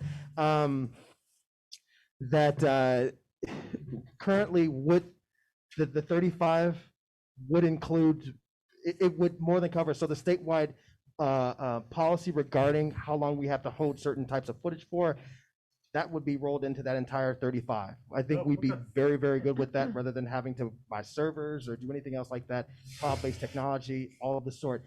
With the automatic or with the built-in redaction features would save on administrative time, though it would be logical to expect we're going to see additional public records requests. I do have some numbers if the council was interested. I could send that out at a later time. But what I would say is I don't want to necessarily put the cart before the horse and say the sky's going to fall. We're going to need 3 people to deal with it. If we do are fortunate enough to get body-worn cameras, I would think that a wait and see approach at this point in time would be more prudent than rather than saying if we're going to get body-worn cameras, we need to get additional staff to help us with public records requests. I think we would need to look at the data behind that and see where that's beneficial. But and again, in the past, the redaction part of it would take an extraordinary amount of time. This technology, it's lengthy, but it's not nowhere near as time consuming. No VHS tapes anymore for this stuff? I still got some at home, sir. Thanks, Chief. Thank you, sir. And Madam Mayor, and then the last slide I have is just these are the other topics for discussion related to the PRC report that can be talked about at a time of the council's decision or choosing. Great. All right, well, thank you. Any other questions about not just the body-worn cameras, but about any of this from council? And then we'll go to public comment. Yeah, go ahead, Lauren. Thanks. Just one clarifying question. Are there steps that you see, Chief? Like, I understand just on the transparency point of, if we want to significantly ramp up public access to data, that there's the possibility of a different database and, an expensive path. Are there, assuming that could take a while, are there like interim things you're thinking about to improve, or hopefully it's not like an either or and we just wait and, it looked like a potentially long trajectory for a big data upgrade. So just curious if you're thinking about that. So some of the interim options would be purchasing some software systems or some platforms that can do some of these things individually. So it would be like a purchase of $5,000 here, or $6,000 here, or $3,000 here to do that. And then there would also be an administrative lift that would accompany those types of purchases. So yeah, yes, ma'am. I am looking at those options, but I'm trying to work some more due diligence related to it. But the interim process would be purchasing other types of systems and then additional staffing. Donna, go ahead. Yeah, I was going to see if there's any council questions, but I'm happy to go right to public comment now if that's. She's a committee member. Yeah. Let's do that. Well, let's go to that now. So go to Alyssa, and then I know you've got a comment there. So yeah, go ahead, Alyssa.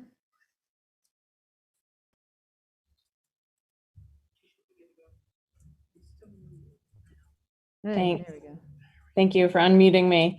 Hi, Alyssa Shurin, Chair of the Police Review Committee, or maybe former chair. I don't know if we're currently active or not, but we still feel somewhat active. Thank you so much, Chief Pete and MPD, for your openness to so many of the Police Review Committee ideas, and so appreciate how you are utilizing community partners for some of the training ideas and the train the trainer models you're putting forward, so as well as the virtual training options. I think that's a really efficient way of doing it and a cost-effective way of doing it.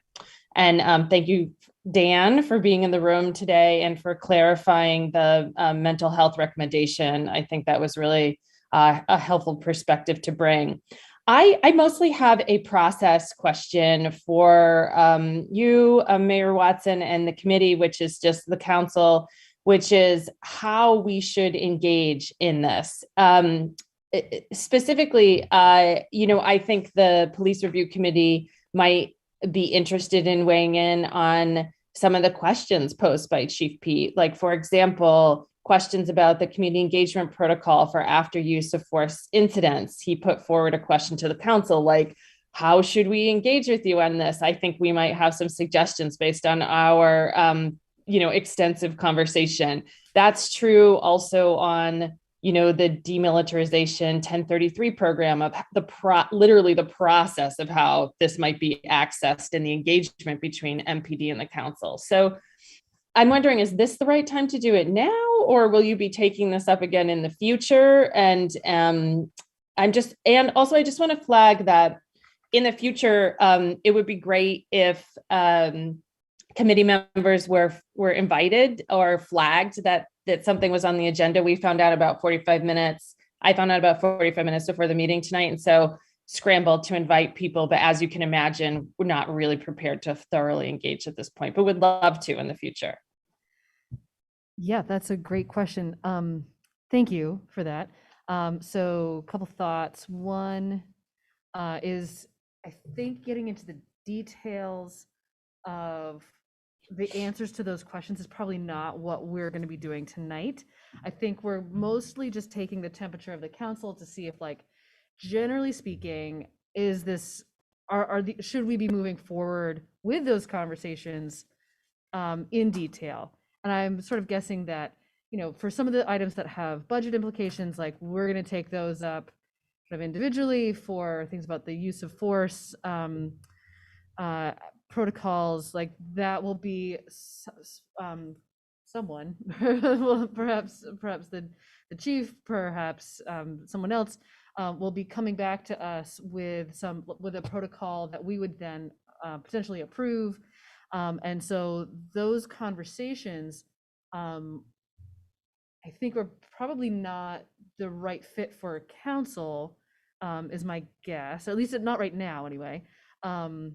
But then that does leave the question of, like, when and how does that continue? And I'm curious for thoughts, suggestions, or input, or what you all are willing to do. Like, in part, your mission to produce this report is sort of done, right? But there may be some useful follow-up as we get into those details. So I feel like I've only partially answered your question. I think it's fine. I think what I'm taking away from one thing you said is that there will be other opportunities to engage. Yeah. I know whether or not we are an active committee members really care about these topics, and we've done a lot of work together, with Chief P and MPD, and might have some helpful suggestions along the way. And so, we support, as the chief said, like, what he put forward, we generally support. There might just be, as we get more into the weeds, suggestions around process if you were going to get controlled equipment, that from the 1033 program, that kind of thing. And we could do that in writing, or we could do that actively, or we could do that, outside of council. I think there's a lot of options, but one takeaway is we're not doing it right now. That's fair. And it's exciting. Okay. And I also, okay. I guess I would also be interested in the opinions of the committee. Like, if you want, like, if you think people want to continue to meet to collectively have that conversation, I certainly don't want to disenfranchise that group from continuing if you want to keep collectively weighing in. But in part, I want to leave that to you and to the group. Otherwise, individual participation makes sense to me. There was another part of your question, though, which was about how people are notified, and I think that is worth noting. Absolutely, and I was just going to follow up on that, Alyssa. We'll commit that committee members are notified anytime any of this is on the agenda, and well in advance.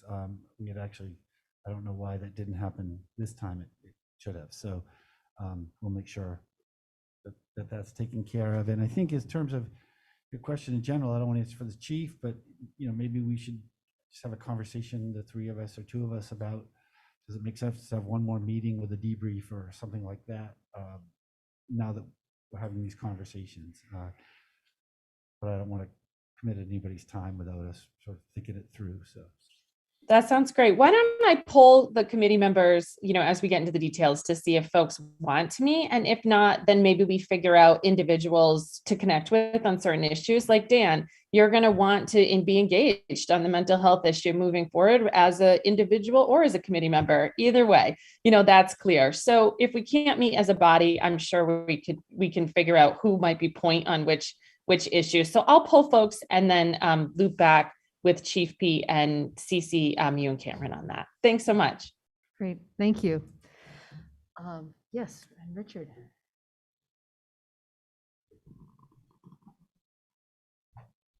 Did you have something you wanted to add? Are we done with this? Are we done with this agenda item? Not quite. Well, the council's still got a. Just one last comment at the end. Okay, yeah. Okay, I get the 10 o'clock hour. And I'm only going to take about 3 minutes of the 10 o'clock hour. My name's Richard Shear, District 2, Loomis Street. And it's real difficult. I'd like to talk about what you're calling militarization, but I'd like to frame it differently. And unfortunately, we're not going to talk about the Civilian Police Review Board, which I consider to be wild overreach. And I just read the 1033-1 as a solution looking for a problem, simply because we haven't used that program since Chief Hoyt, and we used it for one rifle. And it's been city policy amongst Brian, amongst Tony, not to use that program for years, except for perhaps for clerical items. And I don't even think for that we've really reached into it. But we do use that program. When you talk about procurement, it's different than use. When we call in the state police, they are sometimes using equipment that's procured from that program. And my fear is that when we talk about 1033, it's a wedge to interject on the state police and on how they see their professionalism. And I come back to the shooting that happened, the police shooting over at the high school. We had a piece of equipment that was coming into that scene that would have allowed the negotiator to get closer and closer and would have possibly resolved that without the tragedy. That was a piece of military equipment. And my fear is that in addressing 1033 that way, we're in a sense saying that Montpelier police can do it all themselves. Or that we're going to call in an emergency and say, okay, what kind of equipment are you bringing? Where'd you get that equipment? It's a much more nuanced situation than it's presented in that particular recommendation. So that caught my eye, as well as the others. And I'll be back when we do discuss other elements of this report that I felt fairly strongly. I would like to address the Police Review Commission and say it was a great report. I mean, it was very thorough, and I felt like it was really well thought. I might disagree, but boy, you guys really provided your thought documented quite well. And I congratulate you for doing that, and I thank you for doing that. It took 3 minutes. Thank you. Okay, anybody else either in person or online? I understand these are preliminary, but the ones that are budgetary are coming up sooner than later. As a technology literate person, I have concerns about the smartphone, just the smartphone application versus a purpose-built camera. I've watched the other officers, other departments use the purpose-built cameras. The controls for activating them and deactivating them are very blind. I mean, can be done without looking. I'm concerned that the attention of an officer going to his phone to figure out how to turn it on and start recording is not something an officer is typically going to be willing to give up in a hostile or a potentially dangerous situation. So I just raise a red flag. Cheapest is not necessarily best in this situation. So I will speak more about it later, but I think I'd like to see a comparison broken out separately of the hardware, the licensing, and then the storage, because we do also have options. We've got hardened data centers both at Velco and at VTEL that could potentially be certified for forensic grade data storage within the state, rather than the exorbitant rates that some of these vendors are charging for cloud storage. I have a lot more to say about it, but not tonight. All right, thank you. Okay, anybody else, either in person or digitally?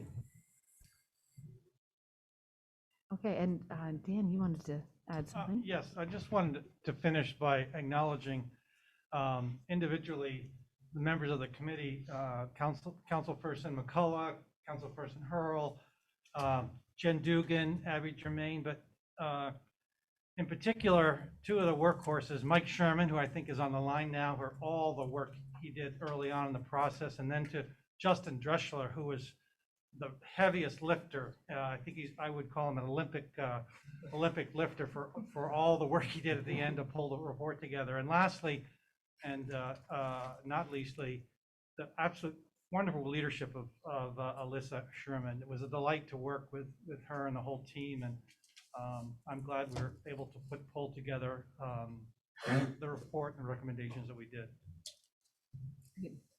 Thank you. So thoughts, questions from council. I guess the question that we really need to answer is, are we ready to take some next steps in each of these particular items? Are there any red flags? Are there, what are your thoughts on moving forward? Well, if you want a general statement, I mean, I really support us moving forward with the staff recommendations as presented in our agenda. It makes sense. We definitely can explore more details of each, but I would recommend that we follow those recommendations. Kind of there's nothing more to say, just a thumbs up. That's Mostly fine. just, no, I'm sure, like Donna said, we'll be fleshing it out, but I think generally we're going in the right direction here. Yeah. Yeah, anything else folks want to say? Yeah, go ahead, Jay. Well, I just think it might be worthwhile to do a bit of an inventory of the recommendations and understand where the decisions need to be made. I feel like some of them can happen through the budgeting process, and and as we work through that, but then there's others that might require more feedback from the committee, like Alyssa mentioned, et cetera. So agreed that we're certainly moving in the right direction, but having kind of a knowing where we could just sort of give a Connor's thumbs up and be good, and other things where we need to dig a little bit deeper, and if there's a specific decision that the council might need to make about something that's beyond just approving a certain budget line item, I think would be really helpful in terms of moving forward.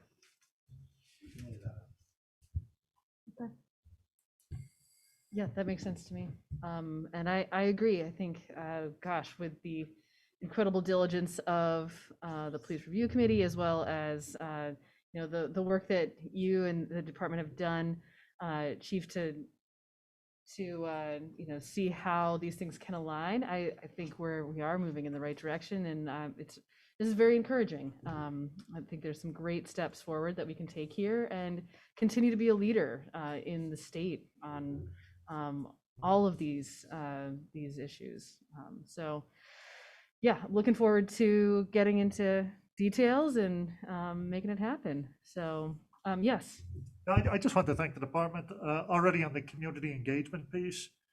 I think we've seen some huge steps forward. It's great to see Coffee with a Cop happening regularly. I think Corporal Philbrick's doing a great job in some of his new duties. Just having like his presence at the homelessness task force last meeting, it says a lot. I think it says that MPD's there to listen to the front people on the ground, and I don't think that goes unnoticed. I apologize, but I do want to take, if I could, just take a quick second. We got an email from the Deputy Assistant Director for the U.S. Marshals earlier this week, specifically noting what Diane has been doing and his work with the one person who she helped him get his hearing aid, and that was posted on Facebook. He sent an email saying that that's 21st century policing, and that our department should continue to move forward doing that. So I'm extraordinarily proud of her and of the unit. So thank you all very much for that. Yeah, that was a great story. If people haven't seen that, so. All right, Lauren. I'm just glad to hear, obviously, have already voted on all of these, and I'm glad to see that that we're moving forward, and appreciate Chief, you and the staff team kind of fleshing out a lot of the ideas and how it's going to work, and that's great to see. Like totally agree. I think like moving forward with all of it, and there should be more community conversation of, body cameras and all of that. So whether some of that might be, sessions. I know you've been doing a lot of community engagement sessions on different topics and stuff. So maybe some could be done that way and some at council meetings.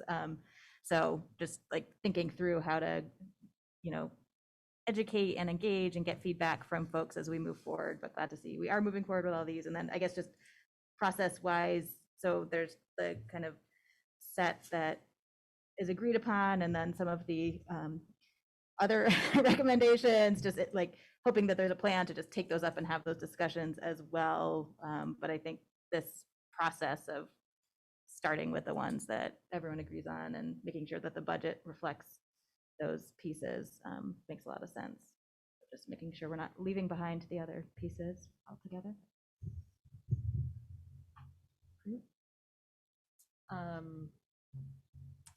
All right, so I'm wondering if we need a motion on moving forward. I'm not sure that we do. You don't think so? Okay. I think we're pretty clear that we're all kind of in alignment, which is great. Awesome. All right, well, thank you so much again. All right, well, I think we're ready to move on to our otherwise last agenda item. And to be fair, it's after 10. Do you want to take it up? Do you want to table? What's that? We could. How would you feel about that, Tim?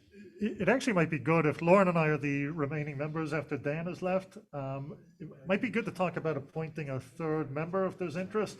And maybe we could even maybe huddle a little bit before the next meeting then. Okay, that's fine. Anybody's interested? Is anybody interested in? Great. Yes. Is that what it's called? The lobbying thing? Yep. I believe we could call it legislative advocacy. There we go. That sounds better. That does sound better. Less sleazy than lobbying.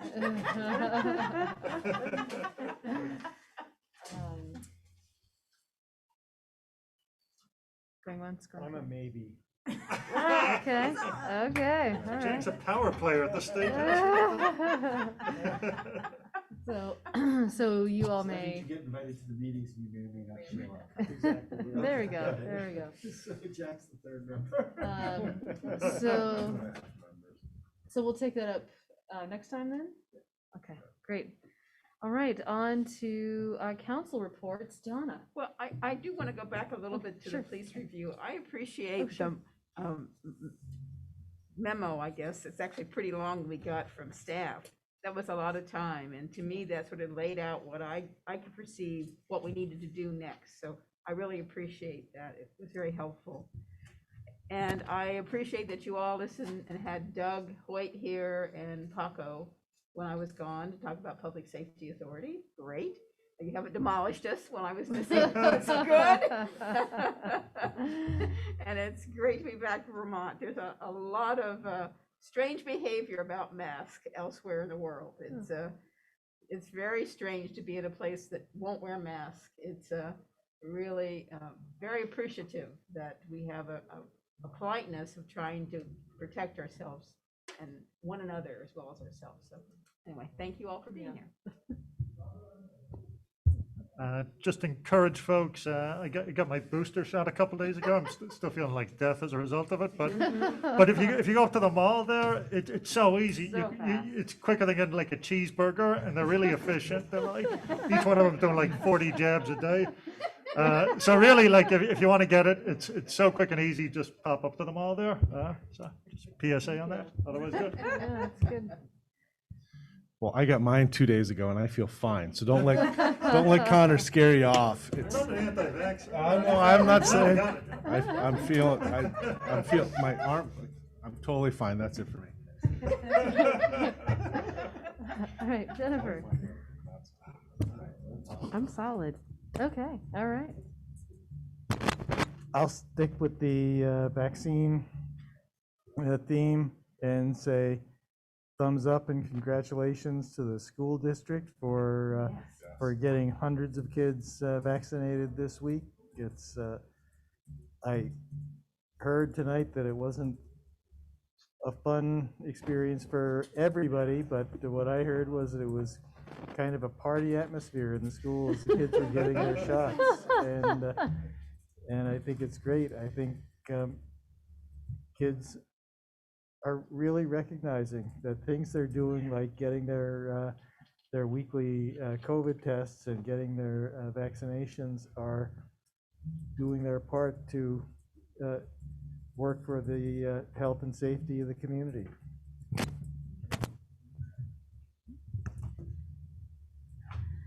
Yes, I would echo gratitude to the school district. One of my children was one of the less happy, but is vaccinated.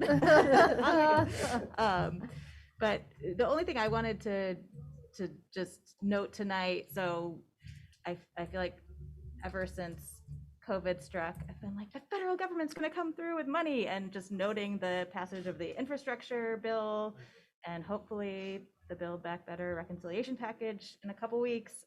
But knowing now in hand the infrastructure, and just talk to Bill about this, but it might be good once they've had a little time to digest to get someone from our federal delegation staff in to talk with us about the opportunities and how this is going to impact cities. Because I know, for example, just in my professional world, like there's money going to state revolving fund for city water projects and stuff. So just us all understanding, especially as we go into budget season and bonding discussions and stuff, of if that is going to change anyway, we might think about prioritization or timeline for anything, because there's going to be some new opportunities, which is exciting. So that's it for me. So I have two things. One is, first, thank you all for doing the budget survey. All 7 of us have completed it, so that's great. So I can get you information about that. And second thing is November 18th, Thursday. It's not tomorrow, it's a week from tomorrow, is the Challenger Memorial rededication ceremony. And so that's happening at 4 o'clock at the high school. And yeah, I mean, I think it'll be a good opportunity to remember and to celebrate the lives of the astronauts who died. But anyway, I just want to make sure that was on folks' radar. That's it for me. Probably worth mentioning that last night we had the Board of Civil Authority meeting to discuss the reapportionment proposal from the Reapportionment Committee advising the legislature. And of course, the proposal is to divide our current 2-member House district into 2 districts. And by a thin majority, the board voted to advise against that. It's out there, and if anybody's listening wanted to know, but I'd just personally like to thank so many of you all were there, and it was great. I mean, it was just great to have so much participation from council, especially, considering you all are elected officials and we're talking about how we choose our elected officials. So it was very appropriate. Thank you. Keeping on the vaccine theme, I got mine on Friday and felt fine the whole time. And to Donna's point, I've been traveling a lot to a nearby state I won't call out, but there's a drastic difference in mask wearing just between here and there. Extraordinarily noticeable. So just, you don't have to go abroad to see differences. Speaking of vaccines, we will need to have a policy. We already have a policy that I've adopted administratively for staff, but for OSHA, and it may be delayed now because of some court case, but we will have to adopt a policy with regard to employee safety, and that, it could be everything from mandatory vaccines to mask wearing, all these other things. So we're putting something together. It should be on your agenda, probably one of the next couple meetings, just so that you're thinking about that. And we are, in fact, trying to understand the bill and all that's in it. I think VLCT will be also providing us with a lot of resources on that. I'm a little concerned about, it's great that it's happening, so yay. Timing may be weird as we're really gearing up to do our budget and make these kind of decisions, and we have to make decisions on bond votes by January, and will rules even be written and things by then. So, but be that as it may, also I'm guessing there will be more years to take advantage of it. So we're on it, and I think our plan right now is just to go forward with our budget, and if there's stuff that we have in our budget that can be eligible for this, great, and we'll just have backfill projects to fill the budget up, because we've got, as you've seen, we have a long list and probably not money to do them all this year. So Okay. that's all I have. Okay, great. I think that is it. So without. And reminder that tomorrow is the Veterans Day holiday, so City Hall will be closed. All right, so thank you. And so without objection, we will consider this meeting adjourned, 10:23. Thanks, everybody.